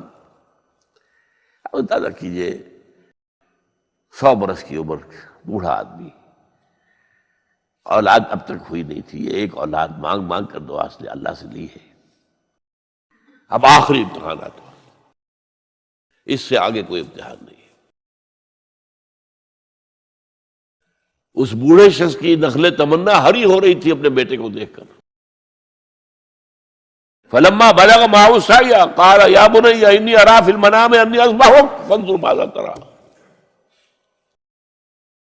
کہتے ہیں حضرت ابراہیم بیٹے، میں مسلسل دیکھ رہا ہوں خواب میں کہ میں تمہیں ذبح کر رہا ہوں، تو دیکھو غور کرو تمہاری رائے کیا ہے۔ نبی کا خواب بھی وہی ہوتا ہے، اس میں کوئی شیطنت جو ہے، کوئی شیاطین جن و انس کی کوئی مداخلت نہیں ہو سکتی۔ پھر یہ کہ پے بپے 3 دن، یا بنی انی اری فی المنام انی اذبحک فانظر ماذا تری۔ اب جواب سنیے، وہ حلیم، یا ابت افعل ما تؤمر ستجدنی انشاءاللہ من الصابرین۔ ابا جان کر گزریے جو آپ کو حکم ہو رہا ہے، تومر، امرتا نہیں، تومر حکم ہو رہا ہے۔ جب 3 دفعہ آپ کو یہ حکم ہو گیا اللہ کی طرف سے، تو پھر دیر کاہے پہ؟ یا ابت افعل ما تؤمر ستجدنی انشاءاللہ من الصابرین، آپ مجھے انشاءاللہ صابر پائیں گے۔ یہ وہ صابر اور حلیم ہونے کی شان ہے، جان دینے کے لیے تیار۔ اب یہاں بھی دیکھیے کہ یہودیوں نے اتنی تحریفیں کی ہیں۔ وہ ذبیح اللہ حضرت اسحاق کو کہتے ہیں، یہ بعد میں حضرت اسحاق پیدا ہوئے ہیں، 13 سال بعد، 100 برس کی جب عمر تھی حضرت ابراہیم کی تب ہوئے۔ اب وہ کہتے ہیں کہ ذبیح اللہ جو ہے وہ اسحاق ہے، نہیں، اسماعیل تھے۔ مروہ پہاڑی، جو مروہ اور یہ موریا، وہاں پر بھی انہوں نے ایک پہاڑی کا نام رکھ دیا مروہ۔ وہ کہتے ہیں یہاں پر اسحاق کو ابراہیم نے ذبح کرنے کی کوشش کی، سب بکواس۔ ایک بڑی عمدہ کتاب مولانا فراہی رحمۃ اللہ علیہ کی تھی، عربی، پھر اس کا ترجمہ ہوا، الرأی الصحیح فی من هو الذبیح۔ عربی میں کتاب تھی کہ ذبیح کون تھا، اسماعیل یا اسحاق، اس کے بارے میں صحیح رائے کیا ہے، یہ اس کتاب کا موضوع ہے۔ تو انہوں نے تورات کے حوالے سے ثابت کیا ہے۔ اصل میں ہوتا کیا ہے، چور لاکھ چیزیں چھپا بھی جائے اپنی، تو کہیں نہ کہیں کلو چھوڑ جاتا ہے۔ آخر تفتیش ہوتی ہے، پولیس والے بھی جانتے ہیں، کہیں نہ کہیں سے کوئی نہ کوئی کلو جو ہے، اب ساری چیزوں کو سمیٹنا مشکل ہوتا ہے اس کے لیے۔ تو اس کے اندر وہاں قلوع موجود ہے، اسحاق اس کے تورات کے اندر جس سے ثابت ہوتا ہے، انہوں نے ثابت کیا۔ الرأی الصحیح فی من هو الذبیح، اس کا میں نے ترجمہ شائع کیا تھا جب میں نے ابتدا کی ہے لاہور میں آ کر اپنے کام کی 1965 میں، تو دارالاشاعت الاسلامیہ میں نے قائم کیا تھا، اپنا ایک دارالاشاعت پبلشنگ ہاؤس، اس سے وہ کتاب شائع کی تھی میں نے۔ اب بھی وہ چھپتی ہے، اب وہ اور پبلشر ہیں ان کے، وہ چھاپ رہے ہیں۔ بہرحال تو حضرت اسماعیل جو ہے وہ ذبیح اللہ ہے، اللہ نے جب لٹا دیا، فلما اسلما وتلہ للجبین۔ اب یہاں پر ذرا نوٹ کیجئے، اسلما، جب دونوں نے اسلام کا مظاہرہ کیا، وہ جو میں نے کہا تسلیم، سر تسلیم خم ہے جو مزاج یار میں آئے۔ بوڑھا باپ چھری لے کر تیار ہو گیا ہے، اور جوان بیٹا گردن ڈال کر بس صرف ایک احتیاط کی ہے کہ پیشانی کے بل لٹایا ہے تاکہ چہرہ سامنے نہ رہے، بس اتنی بات۔ چھری چلاتے ہوئے چہرہ میں اوندا بولتا لہ للجبین، پیشانی کے بل انہوں نے لٹا دیا اور پھر چھری چلائی۔ لیکن اللہ نے پکار کر کہا، یا ابراہیم قد صدقت الرؤیا انا کذلک نجزی المحسنین۔ اے ابراہیم بس تم نے اپنا خواب پورا کر دیا۔ میں نے آج سے بہت پہلے مضمون لکھا تھا اس پر، تو میں نے کہا تھا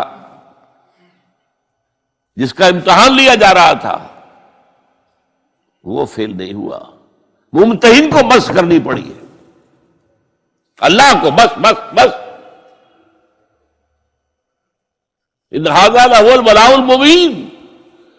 اے ابراہیم واقعتاً یہ بہت بڑی آزمائش تھی، اس میں تم پورے اتر گئے ہو۔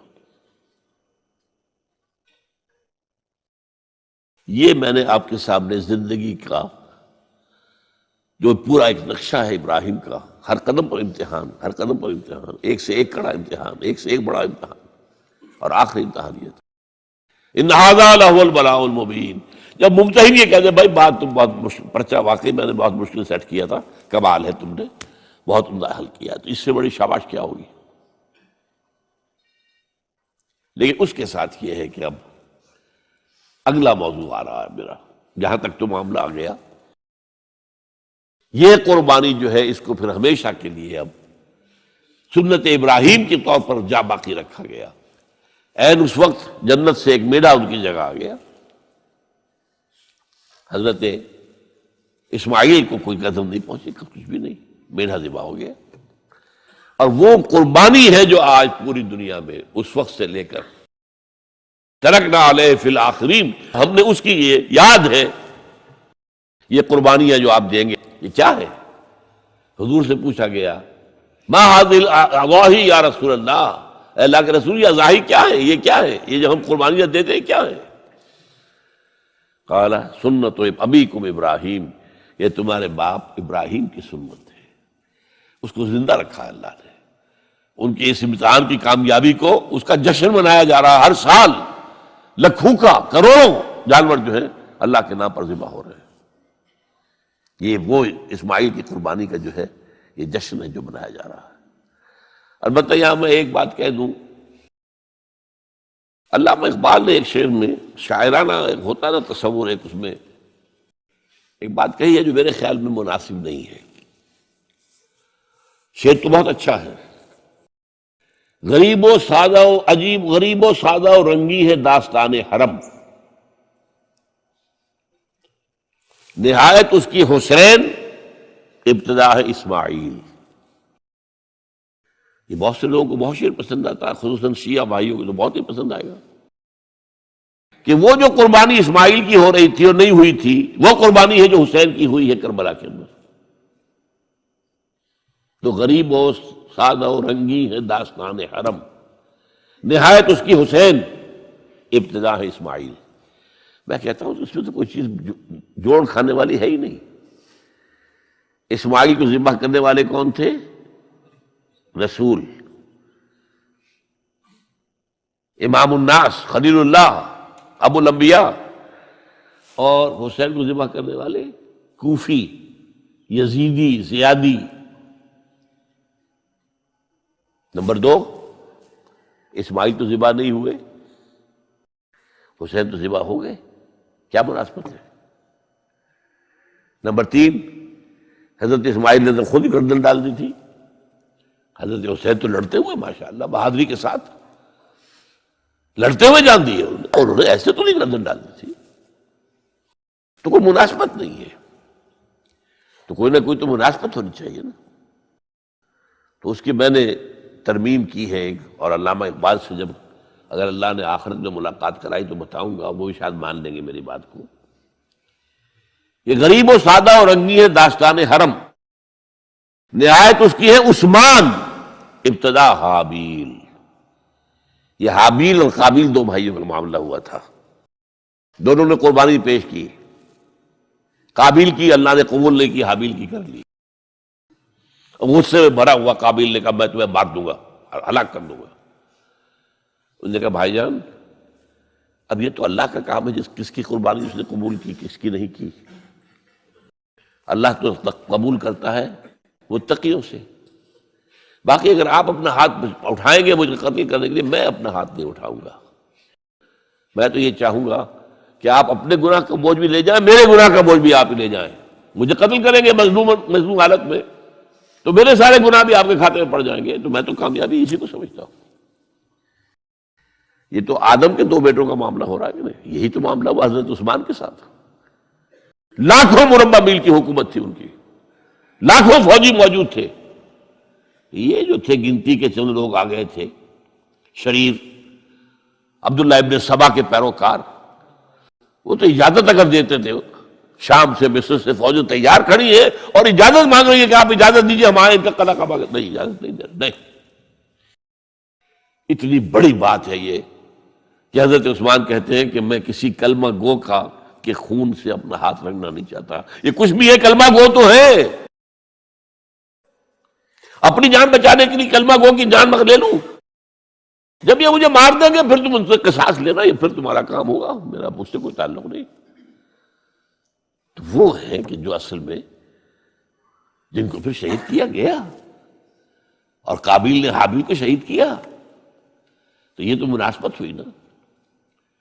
تو جس طریقے سے اس نے کہہ دیا تھا حابیل نے کہ بھائی جان میں تو ہاتھ نہیں اٹھاؤں گا، آپ جو مرضی کیجیے، اسی طرح حضرت عثمان نے کہا میں ہاتھ نہیں اٹھاؤں گا، میں کلمہ گو کا کسی کا خون اپنے گردن پر نہیں لینا چاہتا۔ ہاں یہ جب مجھے قتل کر دیں گے پھر تم قصاص لے لینا، یہ اللہ بات ہے۔ تو میں نے اس شعر کو یوں کیا ہے، اب غریب و سادہ و رنگی ہے داستان حرم، پہلا مصرع تو یوں کا تو ہے، نہایت اس کی ہے عثمان، ابتدا حابیل۔ حضرت اسماعیل تو ہوئے ہی نہیں نہ شہید ہوئے نہ ذبح ہوئے، وہ تو ہوئے ہی نہیں، واقع نہیں، وہ تو ایک امتحان تھا جو اللہ نے لیا اور چھری نے کاٹا ہی نہیں۔ اچھا اب آئیے اس بات کی طرف، اب حضرت ابراہیم کو اللہ تعالیٰ نے ایک نیا پروجیکٹ دے دیا، ٹاسک، اسائنمنٹ، وہ یہ کہ یہ جو بیت اللہ ہے اس کی تعمیر اصلاً کی تھی حضرت آدم نے علیہ السلام۔ چنانچہ سورہ آل عمران میں فرمایا گیا ان اول بیت وضع للناس للذی بمکہ مبارکا وہدی للعالمین، پہلا گھر جو بنایا گیا لوگوں کے لیے وہ ہے کہ جو مکے میں ہے۔ لوگوں کے لیے کیا مانی؟ اللہ کی عبادت کے لیے، توحید کے مرکز کے طور پر۔ ظاہر بات ہے حضرت آدم اللہ کے نبی تھے تو کوئی نہ کوئی نماز کی شکل تو تھی نا ان کے ہاں بھی، ہمارے ہاں بھی ہے۔ انہوں نے یہ گھر بنایا، اس کے بعد سیلابوں میں اور بہت عرصہ گزرنے کے بعد، کیونکہ اس کے بعد جو زیادہ رہا معاملہ انبیاء کا، نبوت کا، وہ رہا ارض فلسطین سے متعلق رہا۔ آپ کو معلوم ہے حضرت اسماعیل کے بعد سے لے کر حضور تک کوئی نبی رسول عرب میں تو آیا ہی نہیں، لہذا یہ ہے کہ یہ جو ہے یہ گھر، یہ اس کے بعد جو ہے عرصے تک چونکہ پڑا رہا، حضرت آدم کے بعد پھر سیلاب کی وجہ سے بہہ گیا، عمارت اوپر کی رہ گئی، ختم ہو گئی، بہہ گئی، بنیادیں رہ گئی تھی۔ اس لیے کہ یہ جو حضرات وہاں جاتے ہیں ان کے علم میں ہے کہ اصل میں جو طائف ہے اونچائی پر ہے، پہاڑی مقام ہے، سید افزا مقام ہے، بارش جب ہوتی ہے تو اس کا پانی جو آتا ہے وہ سیل کہلاتا ہے، وہ مکے سے ہو کر گزرتا ہے۔ جنت المالا کی طرف سے ڈھلوان ہے، پانی یہاں سے گزرتا ہے، اور یہ مکہ جو ہے کعبہ یہ عین یوں سمجھیے کہ ایک پیالے کے عین نیچے جو ہے باٹم میں وہاں پر یہ کھڑا ہوا ہے، چاروں طرف پہاڑ ہے، تو سیلاب کی راہ گزر تھی یہ، تو اس وجہ سے یہاں سے وہ پھر حضرت آدم کا بنایا ہوا گھر جو ہے وہ ختم ہو گیا۔ اب اس کے بعد وَإِذْ بَوَّأْنَا لِإِبْرَاهِيمَ مَكَانَ الْبَيْتِ، جبکہ ہم نے ابراہیم کے لیے نشاندہی کر دی اس گھر کی جگہ کی، کہ لو ابراہیم یہ جہاں تمہارے ہم نے اولاد کو یہاں آباد کروایا تھا، ربنا انی اسکنت من ذریتی بواد غیر ذی زرع عند بیتک المحرم، اب اس گھر کی تعمیر کرو۔ چنانچہ یہ سورہ حج کے 2 رکوعوں کے اندر معاملہ آتا ہے، وَإِذْ بَوَّأْنَا لِإِبْرَاهِيمَ مَكَانَ الْبَيْتِ أَلَّا تُشْرِكْ بِي شَيْئًا وَطَهِّرْ بَيْتِيَ لِلطَّائِفِينَ وَالْقَائِمِينَ وَالرُّكَّعِ السُّجُودِ، اب یہ گھر تعمیر کرو ہمارا بیت اللہ، اور اس گھر کے اندر صفائی ستھرائی رکھو، پاک رکھو اس کو، شرک کی آلودگی سے بھی پاک، اور ویسے بھی کوڑا کرکٹ نہ ہو، ڈھیر نہ ہو، تاکہ اگر کوئی میرے بندے یہاں آئے رکوع و سجود کے لیے تو ایسا نہ ہو کہ کوڑا پڑا ہوا ہو، بدبو آ رہی ہو، کوئی اور غیر پڑی ہوئی ہو۔ جب یہاں کھڑے ہو، یہاں اعتکاف کریں، عاکفین، چونکہ اس میں سورہ بقرہ میں جو ہے 2 کا ذکر ہے، وَعِدْنَا إِلَىٰ إِبْرَاهِيمَ وَإِسْمَاعِيلَ أَن طَهِّرَا بَيْتِيَ لِلطَّائِفِينَ وَالْعَاكِفِينَ وَالرُّكَّعِ السُّجُودِ، باپ بیٹے دونوں کو حکم دیا جا رہا ہے، یہاں سورہ حج میں 1 کا ذکر ہے، وَإِذْ بَوَّأْنَا لِإِبْرَاهِيمَ مَكَانَ الْبَيْتِ أَلَّا تُشْرِكْ بِي شَيْئًا وَطَهِّرْ بَيْتِيَ لِلطَّائِفِينَ وَالْقَائِمِينَ وَالرُّكَّعِ السُّجُودِ وَأَذِّنْ فِي النَّاسِ بِالْحَجِّ، اور ذرا اذان دو، پکارو لوگوں کو کہ آؤ حج کے لیے۔ کہاں تک وہ اذان کی آواز گئی ہوگی، کہاں تک بات پہنچی ہوگی، اللہ کا حکم ہے، اذان دیے۔ اذن فی الناس بالحج یاتوک رجالا وعلی کل ضامر یاتین من کل فج عمیق لیشہدوا منافع لہم، پکارو لوگوں کو حج کے لیے، وہ آئیں، تمہارے پاس پیدل چل کر بھی آئیں گے اور اونٹنیوں کے اوپر بھی آئیں گے، اتنی دور سے آئیں گے کہ اونٹنیاں کمزور ہو جائیں گی، دبلی ہو جائیں گی چل کر، وہ آئیں گے تاکہ وہ دیکھیں اللہ تعالیٰ نے کیا کیا روحانی برکات اس جگہ رکھی ہوئی ہے۔ لیشہدوا منافع لہم وَيَذْكُرُوا اسْمَ اللَّهِ فِي أَيَّامٍ مَّعْلُومَاتٍ عَلَىٰ مَا رَزَقَهُم مِّن بَهِيمَةِ الْأَنْعَامِ، اور یہاں پر آ کر وہ ہمارے حضور میں قربانی پیش کریں، ہمارے وہ حیوان جو ہم نے بنائے ہیں، ان کو پیش کریں، ان کا خون بہائیں، نہر کریں ان کا، اور پھر فَكُلُوا مِنْهَا وَأَطْعِمُوا الْبَائِسَ الْفَقِيرَ، پھر اس قربانی میں سے خود بھی کھاؤ اور جو فقیر ہے، مساکین ہے، ان کو بھی دو اور بانٹو۔ یہ ہے وہاں سے جو حج چلا ہے، اور وہ چل رہا ہے آج تک، اللہ کا شکر ہے، حج میں وقفہ نہیں آیا۔ ایک زمان میں تھا بدامنی کا تھوڑا سا، جس زمانے میں آ کر فاطمیوں نے حملہ کیا ہے اور یہاں سے حجر اسود بھی نکال کر لے گئے ہیں، اور تھوڑے عرصے کے لیے انہوں نے اپنی خلافت بھی قائم کی ہے مصر کے اندر، لیکن یہ کہ عام طور پر یہ کہ سلسلہ چلا آ رہا اللہ کے فضل و کرم سے، 30 لاکھ آدمی حج کر رہا ہے۔ یاتو کا رجالن، اب رجالن تو کوئی بھی نہیں آتا ہوگا، اب تو کاروں میں آتے ہیں، بسوں میں آتے ہیں، بڑے بڑے ٹرکوں میں آتے ہیں، بڑے اور ہوائی جہازوں سے آتے ہیں، لیکن یہ کہ یاتو کا رجالن وعلی کل ضامر یاتین من کل فج عمیق لیشہدوا منافع لہم، یہاں آ کر منفعت، نفع کی چیزیں۔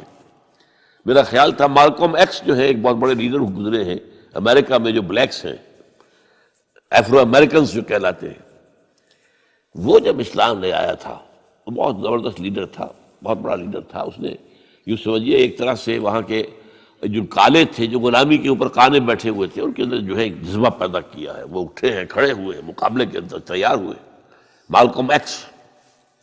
تو اس نے جو پھر اپنے مشاہدات لکھے حج کے، کہ میں نہیں سمجھتا کہ پوری دنیا میں کہیں اور یہ منظر، یہ مساوات، 2 چادریں بس جسم کے اوپر، ان میں بادشاہ بھی ہیں تو وہ 2 چادروں پر ڈالے ہوئے جسم پر۔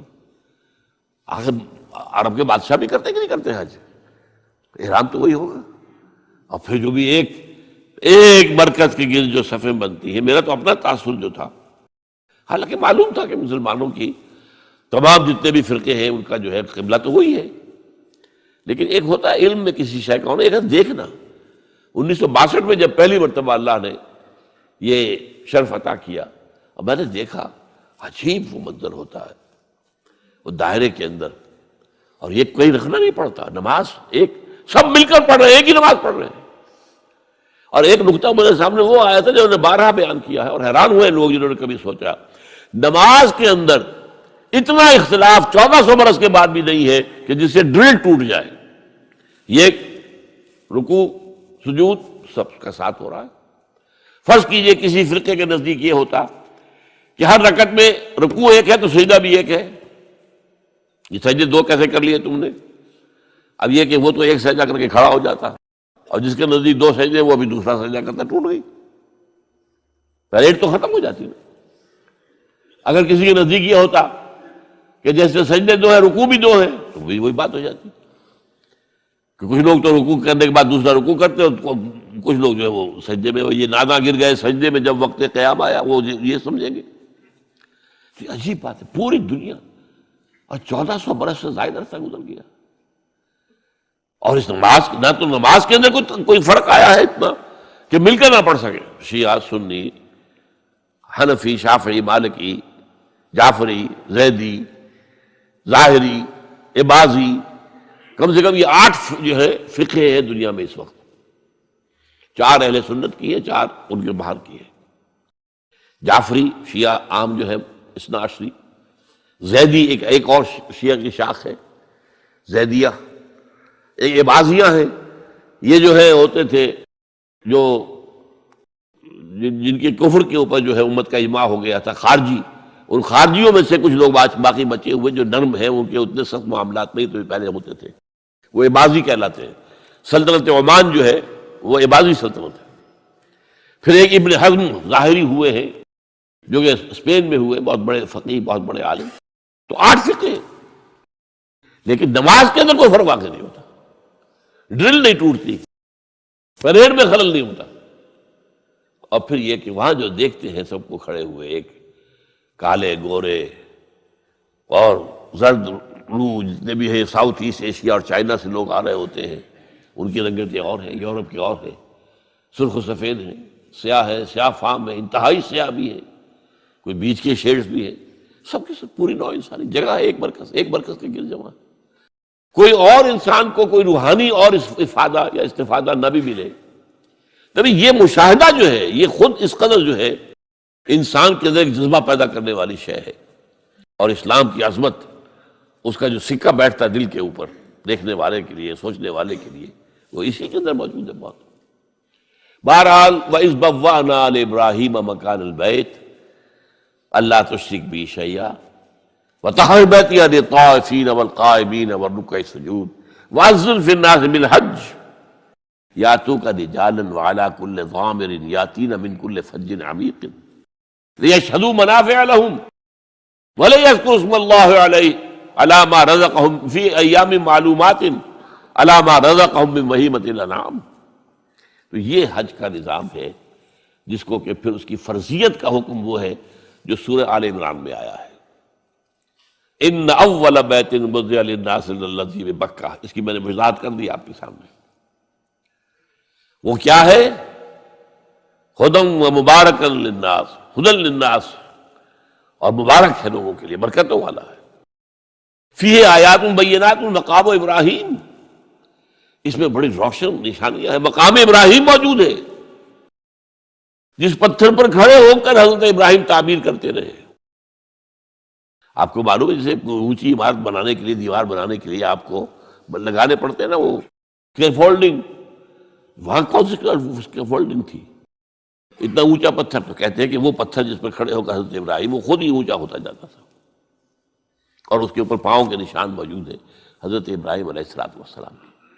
اب یہ چیزیں پھر صفا و مروہ، جہاں پر کہ وہ حاجرہ، وہ اللہ کی بندی بچے کو جب وہ تڑپتے ہوئے دیکھ رہی تھی کہ پینے کے لیے پانی نہیں ہے، کیا کریں، اور غذا تو دور کی بات ہے، پانی نہیں ہے، پیاسا تڑپ رہا ہے. دوڑتی ہوئی چڑھتی تھی صفا پہاڑی کے اوپر. اب تو وہ پہاڑیوں کے نشان رہ گئے نا صرف، باقی درمیان میں سے سارا کا جو ہے وہ بھر گیا، بازار بن گیا، بہترین جو ہے وہاں پر اب جو ہے خوبصورت قسم کے ٹائلوں والے فرش لگے ہوئے ہیں. اب صفا کے اوپر ایک اور منزل اوپر بنا دی گئی ہے، لیکن اس وقت کیا پہاڑیاں تھی، کوئی درخت بھی نہیں، کوئی گھاس بھی نہیں. دوڑ کے ادھر گئی، دیکھا ادھر کوئی انسان کوئی نظر آ جائے اس کو میں آواز دوں وہ پانی لے کے آئے میرے بچے کے لیے. نہیں ہے، دوڑی آئی، پھر نیچے آ کر پھر دوسری پہاڑی پر چڑھ گئی مروہ کے اوپر، وہاں پر جا کے جھانکا کوئی 7 چکر اس اللہ کی بندی نے لگائے.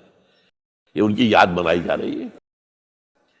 ان الصفا والمروۃ من شعائر اللہ فمن حج البیت او اعتمر فلا جناح علیہ ان یطوف بہما ومن تطوع خیرا فإن اللہ شاکر علیم. یہ وہ یاد ہے حضرت ابراہیم کی پوری زندگی کا معاملہ. یہ جو شیطانوں کو پتھر مارے جا رہے ہیں، جب حضرت اسماعیل کو لے کر نکلے ہیں حضرت ابراہیم ذبح کرنے کے لیے، تو شیطان نے 3 جگہ پر آ کر انہیں روکا. کیا کر رہے ہو، کہاں جا رہے ہو، غلط کام کر رہے ہو. انہوں نے کنکر ماری اس سے، دفع ہو جاؤ. وہاں پر وہ جو 3 نشان ہیں، وہ جو رمی جمرات ہو، یہ سب کیا ہے حضرت ابراہیم کی ایک وہ کامل زندگی، امتحان والی زندگی جو میں نے آپ کے سامنے رکھا ہے. یہ اس کے مختلف ادوار، اس کے مختلف مواقع، اس کے جو ٹرننگ پوائنٹس ہیں، ان کو اللہ تعالیٰ نے اس میں محفوظ کر دیا قیامت تک کے لیے. تو فرمایا ان اول بیت وضع للناس الذی ببکۃ مبارکا وہدی للعالمین فیہ آیات بینات مقام ابراہیم ومن دخلہ کان آمنا. یہ وہ ہے معجزہ، جو شخص بھی حرم میں داخل ہو جائے اس کے لیے امن ہے. بدترین دور بد امنی کا جو ہوتا تھا عربوں کے اندر، اس میں بھی اگر فرض کیجئے کہ آپ کے والد کو کسی نے قتل کیا تھا اور عرب کے اندر پھر اس کا انتقام لینا جو ہے وہ لازم تھا. وہ ڈھونڈتا پھر رہا ہے آپ کے والد کے قاتل کو، کہیں نہیں مل رہا ہے. اب اسے نظر آ گیا حرم کے اندر وہ ہے، وہاں وہ کچھ نہیں کہے گا، اسے کچھ نہیں کہے گا. یہ امن کی جگہ دار الامن ہے. وہذا البلد الامین لا اقسم بہذا البلد. یہ هذا البلد جو ہے مکہ بلد الامین ہے، تو امن والا. من دخلہ کان آمنا وللہ علی الناس حج البیت من استطاع الیہ سبیلا. اور اللہ کی طرف سے لوگوں پر ایک ذمہ داری ہے، بوجھ ہے کہ وہ اس کے گھر کا حج کرے جو بھی اس کے لیے استطاعت رکھتا ہو سفر کی.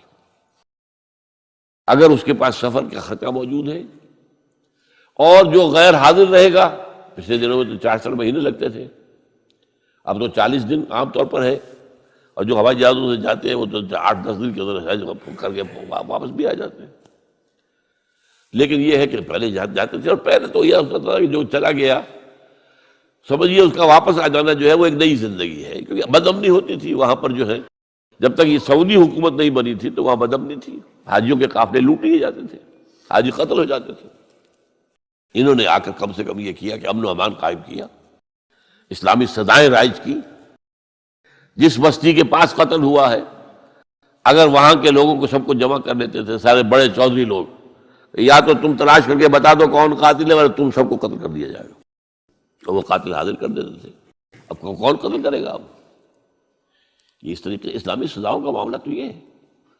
تو اس حوالے سے اب وہاں پر امن ہے، بالکل کوئی چوری چکاری بھی نہیں. البتہ ہمارے اب بہت سے لوگ جو وہاں پر ورکرز مزدوروں کی حیثیت سے جا کے رہ گئے ہیں، وہ کرتے ہیں کام، غلط کام کرتے ہیں.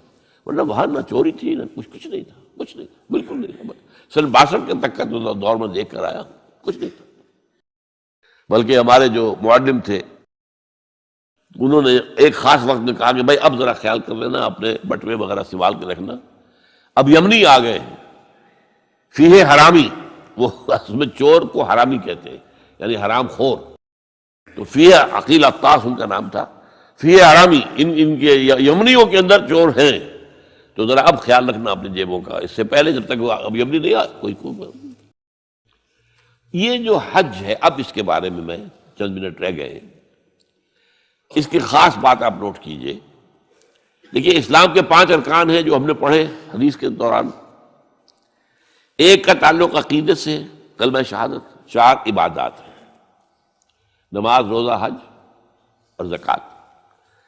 ان میں ایک فرق یہ ہے کہ دو عبادتیں وہ ہیں کہ جو ہر مسلمان پر فرض ہے، پیسے والا ہو، بھوکا ہو، خلاش ہو، نماز تو پڑھنی ہے، روزہ تو رکھنا ہی رکھنا ہے۔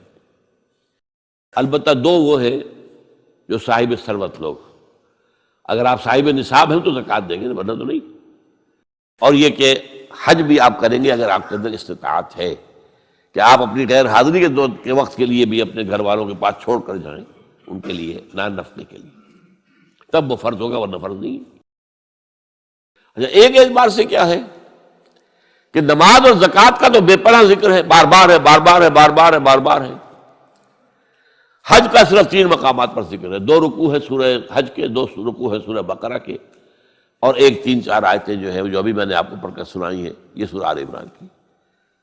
اور جو صوم ہے اس کا تو پورا کا پورا ذکر ایک رکوع میں، وہ پچھلے دنوں ہم تفصیل کے ساتھ اس کا مطالعہ کر چکے، 6 آیات اور سارا اس کے اندر معاملہ آ گیا۔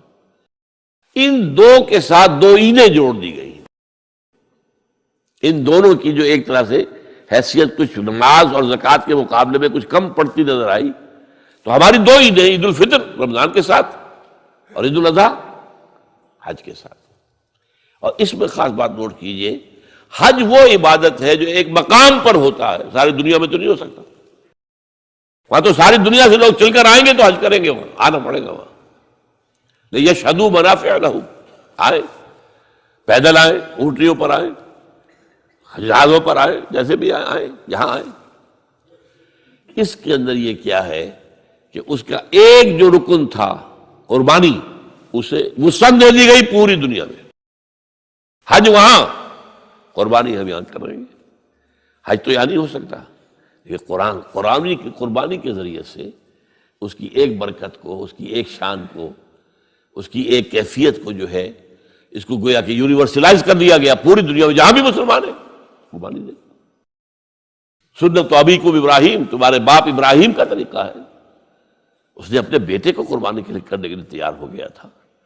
تم یاد کرو، اب یہاں میں اس لیے ذکر کر رہا ہوں اس کا کہ اس وقت اگرچہ یہ بات ہوئی ہے کہ جس قدر زور پہلے تھا قربانی پر اسلام کے اندر، اسلامی نظام میں، اسلام میں آ کر اتنا نہیں رہا ہے،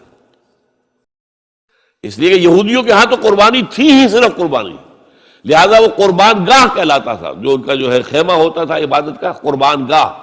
اور جو یروشلم میں جو ان کا جو مسجد تھی، جو ہیکل سلیمانی، وہ بھی قربان گاہ، قربان دیتے تھے۔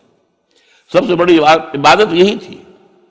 نماز کا معاملہ اتنا اہم نہیں تھا جتنا کہ امت مسلمہ میں آگے ہوا ہے۔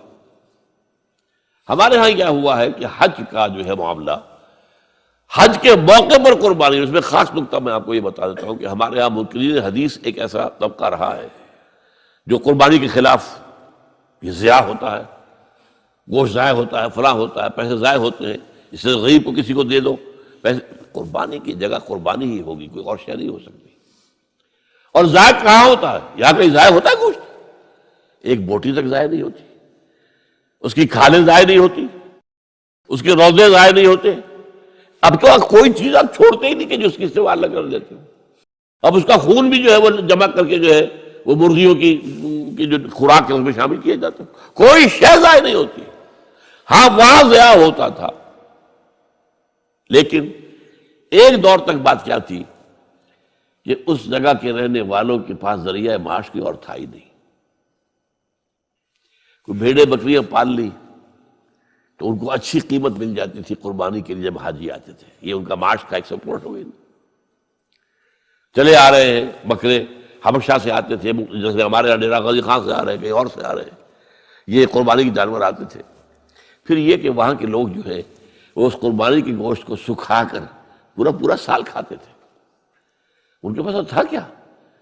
یہ اللے تللے تو نہیں تھے جو آج ہیں، یہ تیل کی دولت ہے جس کی وجہ سے جو ان کے یہاں عظیم انقلاب آ گیا ہے وہ آپ کو معلوم ہے۔ لیکن یہ تو 100 سال کے اندر اندر کی بات ہے، اس سے پہلے کیا تھا؟ یہاں کچھ بھی نہیں تھا۔ حاجی ہی جا کے صدقہ خیرات بھی کرتے تھے وہاں پر، حاجی ہی جو ہے وہ قربانی بکرا خرید رہے ہیں تو وہاں کے لوگوں کو نفع ہو رہا ہے نا۔ پھر وہ گوشت کتنا کھا جائے گا حاجی؟ وہ تو ظاہر بات ہے وہی کھاتے تھے، وہ کھڑے رہتے تھے۔ میں نے خود سن 62 کے اندر دیکھا ہے کہ کھڑے رہتے تھے، بدو لوگ آ کر، اور جو بھی جانور دیکھا اس کو فوراً جو ہے وہ لے گئے۔ وہ تو زیادہ ہم لوگ جو کرتے تھے وہ جلدی سے اس کی وہ کھال اتروائی اور کلیجی نکال کے لا کے جو ہے وہ اس کو بھون کر کھا لیا اپنے کیمپ کے اندر۔ اور اس وقت تک یہ تھا کہ مینا کے اندر کیمپ بھی ایسے ہوتے تھے، کھلے کھلے جگہ، بڑے جو ہے گوشت پک رہے ہیں اور کھا رہے ہیں۔ اب تو وہاں جگہ ہوا ہی نہیں سرے سے، نہ معلوم کتنی چوڑا کرتے جا رہے ہیں، کئی پہاڑ کاٹ دیے تاکہ یہ مینا کی وادی چوڑی ہو جائے اور چوڑی ہو جائے اور چوڑی ہو جائے، لیکن وہ تو ظاہر بات ہے کہ اب جو بڑھتا جا رہا تعداد کا معاملہ۔ لیکن یہ کہ یہ بالکل بکواس تھی کہ کوئی ضائع ہوتا، ضائع کہاں ہوتا، ضائع وہاں ہوتا تھا، اس لیے اس کو وہ کہتا تھا غلام احمد پرویز جی کہ وہاں جائز ہے۔ بھئی وہاں تو تم جو جس کو جائز کہہ رہے ہو تو ضائع ہونے کا تو اگر معاملہ تھا تو وہاں تھا۔ آپ کو یاد ہوگا یہ افغان جہاد جب ہو رہا تھا تو پورے بڑے 747 جہاز بھر کر قربانی کے گوشت کے آتے تھے یہاں افغانستان میں مجاہدین کے لیے، اور وہاں اور جو یہاں پہ جو ان کے وہ تھے مہاجرین تھے ان کے لیے، پورے ان کے جو جہاز بھر کر آتے تھے، اتنا گوشت وہاں ہوتا ہے۔ تو اس اعتبار سے لیکن اصل میں کیا کیا ہے، اب وہاں قربانی جو ہے وہ صرف ایک قسم کا حج کرنے والے کا فرض ہے۔ حج 3 طرح کا ہے، افراد، قران اور تمتع۔ افراد یہ ہے کہ آپ نے حج کا احرام باندھا، اب وہاں جا کر آپ کوئی تمتع نہیں کریں گے، یعنی کوئی عمرہ نہیں کریں گے، وہی وہ احرام باندھے رکھیں گے، 8 ذی الحجہ تک جائیں گے، اس کے بعد مکے جائیں گے، وہاں سے منا اور عرفات آ کر پھر واپس آ کر جو ہے یہ افراد کہلاتا ہے، اس کے اوپر قربانی فرض نہیں ہے۔ قران یہ کہلاتا ہے کہ آپ گئے، آپ نے عمرہ کر لیا لیکن احرام نہیں کھولا، وہی احرام چلتا رہا یہاں تک کہ آپ پھر 8 ذی الحجہ کو وہاں سے نکلے اور پھر سارے مناسک ادا کر کے پھر آ کر آپ نے کھولا، اس پہ بھی قربانی فرض نہیں ہے۔ ہاں جنہوں نے تمتع کیا، تمتع اسے کہتے ہیں کہ ایک ہی سفر میں آپ دونوں مزے لوٹ رہے ہیں۔ پچھلے زمانے میں کیا تھا، حج کے لیے علیحدہ سفر، عمرے کے لیے علیحدہ سفر، وہاں یہ نہیں تھا۔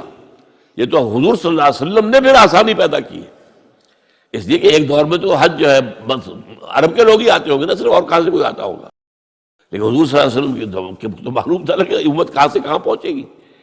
انڈونیشیا کے آخری جزیرے سے چل کر لوگ آئیں گے اور امریکہ کے مغربی ساحل سے بھی چل کر آئیں گے، یہ آئے گے کہ نہیں آ رہے ہیں۔ تو بجائے اس کے کیا، اگر ان کے لیے عمرے کے لیے علیحدہ سفر ہوتا تو وہ ان کے ناقابل برداشت تھا۔ تو ایک احرام میں عمرہ بھی اور حج بھی۔ اب ہم تمتع کرتے ہیں، جو بھی یہاں سے جاتا ہے اس کو حج تمتع کہلاتا ہے، افراد، قران اور تمتع۔ تمتع یہ ہے کہ آپ گئے، آپ نے یہاں سے احرام باندھ لیا، وہاں جاتے عمرہ کیا، احرام کھول دیا، اب آپ آرام سے مکے میں رہیے، آپ کے اوپر کوئی احرام والی پابندی اب نہیں ہے، ختم ہو گئی۔ اس کے بعد 8 ذی الحجہ کو آپ نے احرام باندھا حج کے لیے، اور وہ 3 دن کے بعد 4 دن کے بعد کھول دیا اس لیے۔ تو یہ جو آسانی پیدا کی گئی اور ایک سفر میں آپ کو حج اور عمرہ دونوں کی اجازت دے دی گئی، اس کے شکرانے کے طور پر قربانی وہاں ہوتی ہے۔ ورنہ جو افراد کرے حج مفرد یا مقرن قران والا حج، اس پر قربانی فرض نہیں ہے۔ البتہ پوری دنیا میں جہاں مسلمان ہیں صاحب استطاعت پر یہ لازم ہے، واجب ہے، یہ شاعر اللہ میں سے ہے۔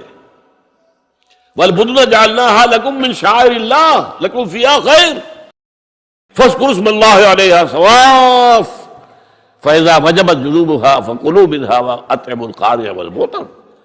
یہ جو قربانی کے اونٹ ہیں، وہاں تو قربانی کے زیادہ اونٹ ہوتے تھے اس وقت حضور کے زمانے میں، یہ تو اللہ کے شاعر میں سے ہے۔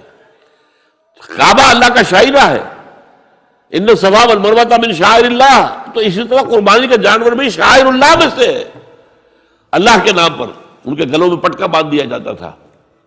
تو یہ جو ہے کہ یہ اللہ کے نہیں ہے، بیت اللہ کا ہدیہ ہے، وہاں جا رہے ہیں، تو یہ بھی اللہ تعالیٰ کے شاعر میں سے ہے۔ تو یہ عید الاضحیٰ جو ہے، ایک بات تو یہ بڑی پیاری ہے، اس کی طرف توجہ دلا رہا ہوں کہ اس دین کا ذرا دیکھیے مزاج۔ 2 سالانہ عیدیں، یہ ہوتا کیا ہے اس میں؟ کوئی کھیل ہوتے ہیں، کوئی ڈرامے ہوتے ہیں، کوئی کیا ہوتا ہے؟ کچھ نہیں، 2 رکعت نماز، جاتے آتے تکبیرات، کبر ہو تکبیرہ وَلِتُكَبِّرُوا اللَّهَ عَلَى مَا هَدَاكُمْ، یہ یہاں بھی آیا ہے، سورہ بقرہ میں بھی آیا۔ تو یہ سارا معاملہ جو ہے 2 رکعت نماز، آپ نے اجلے کپڑے پہنے، نہائے دھوئے، گئے، نماز پڑھی، 2 رکعت خطبہ سن رہا ہے، یہ عید ہے۔ کوئی یہاں پر کوئی جو ہے وہ ہنگامہ نہیں، کوئی جشن نہیں، کوئی گانے بجانے نہیں، کچھ بھی نہیں، یہ سادگی، اللہ کی تکبیر، اللہ کا حمد۔ بعد 2 رکعتیں بھی ہیں تو 6 اضافی تکبیرات کے ساتھ ہیں۔ 2 رکعتوں میں جو تکبیرات ہوتی ہیں آپ کی تو عام طور پر تو ایک ہی تکبیر ہے نا، یا پھر اہل حدیث حضرات جو ہے وہ تکبیریں، اہل حدیث کے 12 تکبیرات ہیں اضافی عیدین کے لیے۔ بہرحال یہ عید الاضحیٰ جو ہے یہ ہمارے اندر اس روح قربانی کو باقی رکھنے کے لیے ہے۔ ہوا کیا ہے اس 1400 سال میں بدقسمتی سے، ایک طرف تو شکر ادا کیجئے کہ کم سے کم دین کا ڈھانچہ برقرار ہے، حج ہو رہا ہے، 30 لاکھ آدمی حج کر رہے ہیں، عمرہ ہو رہا ہے، لاکھوں آدمی عمرہ کر رہے ہیں، یہاں ہمارے ہاں 25,000 کا شہر اعتکاف آباد ہو جاتا ہے۔ چلیے اسلام کا ڈھانچہ تو کچھ نہ کچھ ہے نا، روح نہیں ہے۔ نماز و روزہ و قربانی و حج یہ سب باقی ہے، تو باقی نہیں ہے۔ عقل و دل و نگاہ کا مرشد اولی ہے عشق، عشق نہ ہو تو شرع و دین متقدہ تصورات۔ یہ روح جو ہے اللہ کی محبت، اللہ کے ساتھ وفاداری ہے، اللہ کے لیے ہر شے قربان کرنے کو تیار ہونا۔ ان صلاتی و نسکی و محیای و مماتی للہ رب العالمین۔ جب تک یہ روح نہیں ہوگی، اسی لیے فرمایا سورہ حج میں لن ینال اللہ لحومها ولا دماؤها ولکن ینالہ التقوی منکم۔ دیکھو تم اونٹ اگر ذبح کرتے ہو یا بکرا یا کوئی اور چیز، بیل، گائے، اللہ تک ان کا نہ گوشت پہنچتا ہے نہ خون۔ لن ینال اللہ لحومها ولا دماؤها ولکن ینالہ التقوی منکم۔ ہاں اگر تقوی تمہارے اندر ہے وہ اللہ تک پہنچ جاتا ہے۔ وہ روح تقوی وہ ہے نہیں۔ ایسا بھی ہوگا کوئی بہت بڑے سیٹ ہوں گے، وہ کوئی 50,000 کا میڑا خرید کر اور پھر اس کو جو ہے وہ اس کو مہندی لگا رکھی ہے اور رنگ لگا رکھے ہیں اور ریشمی چادریں ڈالی ہوئی ہیں اور لے کر پھر رہے دکھا رہے ہیں کہ اس شان کی قربانی ہم دیں گے۔ یہ تو سب دکھاوا ہے۔ اگر وہ اس میں وہ روح نہیں ہے تو کچھ نہیں ہے، ڈھیلے کی اس کی کوئی قدر و قیمت ہی نہیں ہے۔ تو اللہ تعالی ہمیں ان عبادات کے اندر اصل روح جو ہے وہ پیدا کرنے کی توفیق عطا فرمائے، اور اللہ تعالیٰ جن کو بھی حج کی توفیق دے ان کو بھی جو حج مبرور ہو، اس لیے کہ کہا گیا ہے یہ کہ چند افعال ایسے ہیں کہ جن سے گزشتہ زندگی کے سارے گناہ معاف ہو جاتے ہیں۔ ایک کیا ہے، ایک شخص کفر سے اسلام میں آئے، اب ظاہر بات ہے اسلام لانے سے پہلے کہ اس کی زندگی جو ہے کفر کی، شرک کی جو بھی تھی معاف ہو گئی، بات صاف ہو گئی۔ نمبر 2 حج مبرور، وہ حج جو اللہ کے یہاں قبول ہو جائے۔ لیکن وہ حج کون سا ہوگا؟ حلال کی کمائی سے کیا گیا، اس میں ساری شرائط ملحوظ رکھی گئی۔ فلا رفث ولا فسوق ولا جدال فی الحج، نہ لڑائی جھگڑا ہو نہ کوئی اور ہو، آپس میں جھگڑتے ہیں وہاں پر۔ ٹیکسی کی ہے 5 آدمیوں نے، اب آپ کو معلوم ہے کہ پچھلی سیٹ پر 3 میں جو درمیان میں بیٹھا ہوا ہے وہ تو ایسے جیسے کہ اونٹ کے کوہان پر بیٹھا ہوا ہے، تو وہ لڑتے ہیں کہ اب مجھے باری دو۔ یہ ساری چیزیں جو ہے یہ اگر وہ روح تقویٰ ہے تو پھر نہیں ہوتی۔ آپ اپنے بھائی کو اپنے اوپر ترجیح دیجیے اور اس میں اپنے ایثار کیجیے، آپ اپنے لیے اللہ تعالیٰ کے ہاں اجر و ثواب زیادہ بنا لیں گے۔ تو اس حوالے سے حج کو کہا گیا حج مبرور، کہ کوئی شخص جو ہے اگر حج ایسا کر لے، ایسا پاک و صاف، تو وہ پھر ایسے ہو کر آتا ہے کہ جیسے کہ اس نے ابھی وہ اس کی ولادت ہوئی ہے، اس کا پچھلا پوری زندگی کا حساب کتاب صاف ہو جاتا ہے۔ لیکن اگر وہ کمائی کیا جو ہے حلال کی نہیں ہے تو اس کے لیے بھی حدیث سن لیجیے۔ حضور نے نقشہ کھینچا ہے کہ ایک شخص ہے حج کے لیے آیا ہے، دور سے آیا ہے، اشغث اغبرا یطیل سفرا، بڑا لمبا سفر کر کے آیا ہے، بال غبار آلود ہے، کیونکہ وہ ہوائی جہاز سے تو آتے نہیں تھے، وہ تو اونٹ کے اوپر سفر کر کے آتے تھے، تو اندازہ کیجیے کیا ان کا حلیہ بن جاتا ہوگا۔ نہاتے بھی نہیں تھے، مبادا کوئی بال ٹوٹ جائے، احرام کے اندر تو بال بھی توڑنا آپ کے لیے جائز نہیں ہے، تو اس لیے وہ نہانے کے سے بھی رکے رہتے تھے۔ اسی لیے تو کہا ہے ثم لیقضوا تفثهم، پھر جب یہ سب تم کچھ کر لو تو پھر اپنا جو بھی میل کچیل ہے وہ دور کرو، اپنا نہاؤ دھو اور اپنا احرام کھول دو اور گویا کہ جیسے عید ہوتی ہے ہمارے ہاں عید کی نماز ہوتی ہے تو وہاں پر وہ پھر اس کی جگہ پر جو ہے وہ طواف ہے، طواف زیارہ، کہ جو یوم نحر کو قربانی دینے کے بعد اور رمی جمرات کے بعد پھر جاؤ اپنا حجامت بھی کروا کر سر منڈوا دینا جو ہے افضل ہے، پھر جاؤ اور جا کر اب کپڑے پہن کر گویا کہ عید منانے کے انداز میں اچھے کپڑے پہن کر خوشبو لگا کر جاؤ اور طواف زیارت کرو۔ یہ طواف زیارت جو ہے یہ جو ہمارے ہاں عید اضحیٰ کی نماز کی 2 رکعتیں اس کے قائم مقام ہے۔ یہ ہے اس طریقے سے یہ نظام آپس میں بڑا مربوط ہے۔ اگر آپ کو ڈاکٹر اسرار صاحب کی بیانات اچھے لگتے ہیں تو چینل کو سبسکرائب کریں۔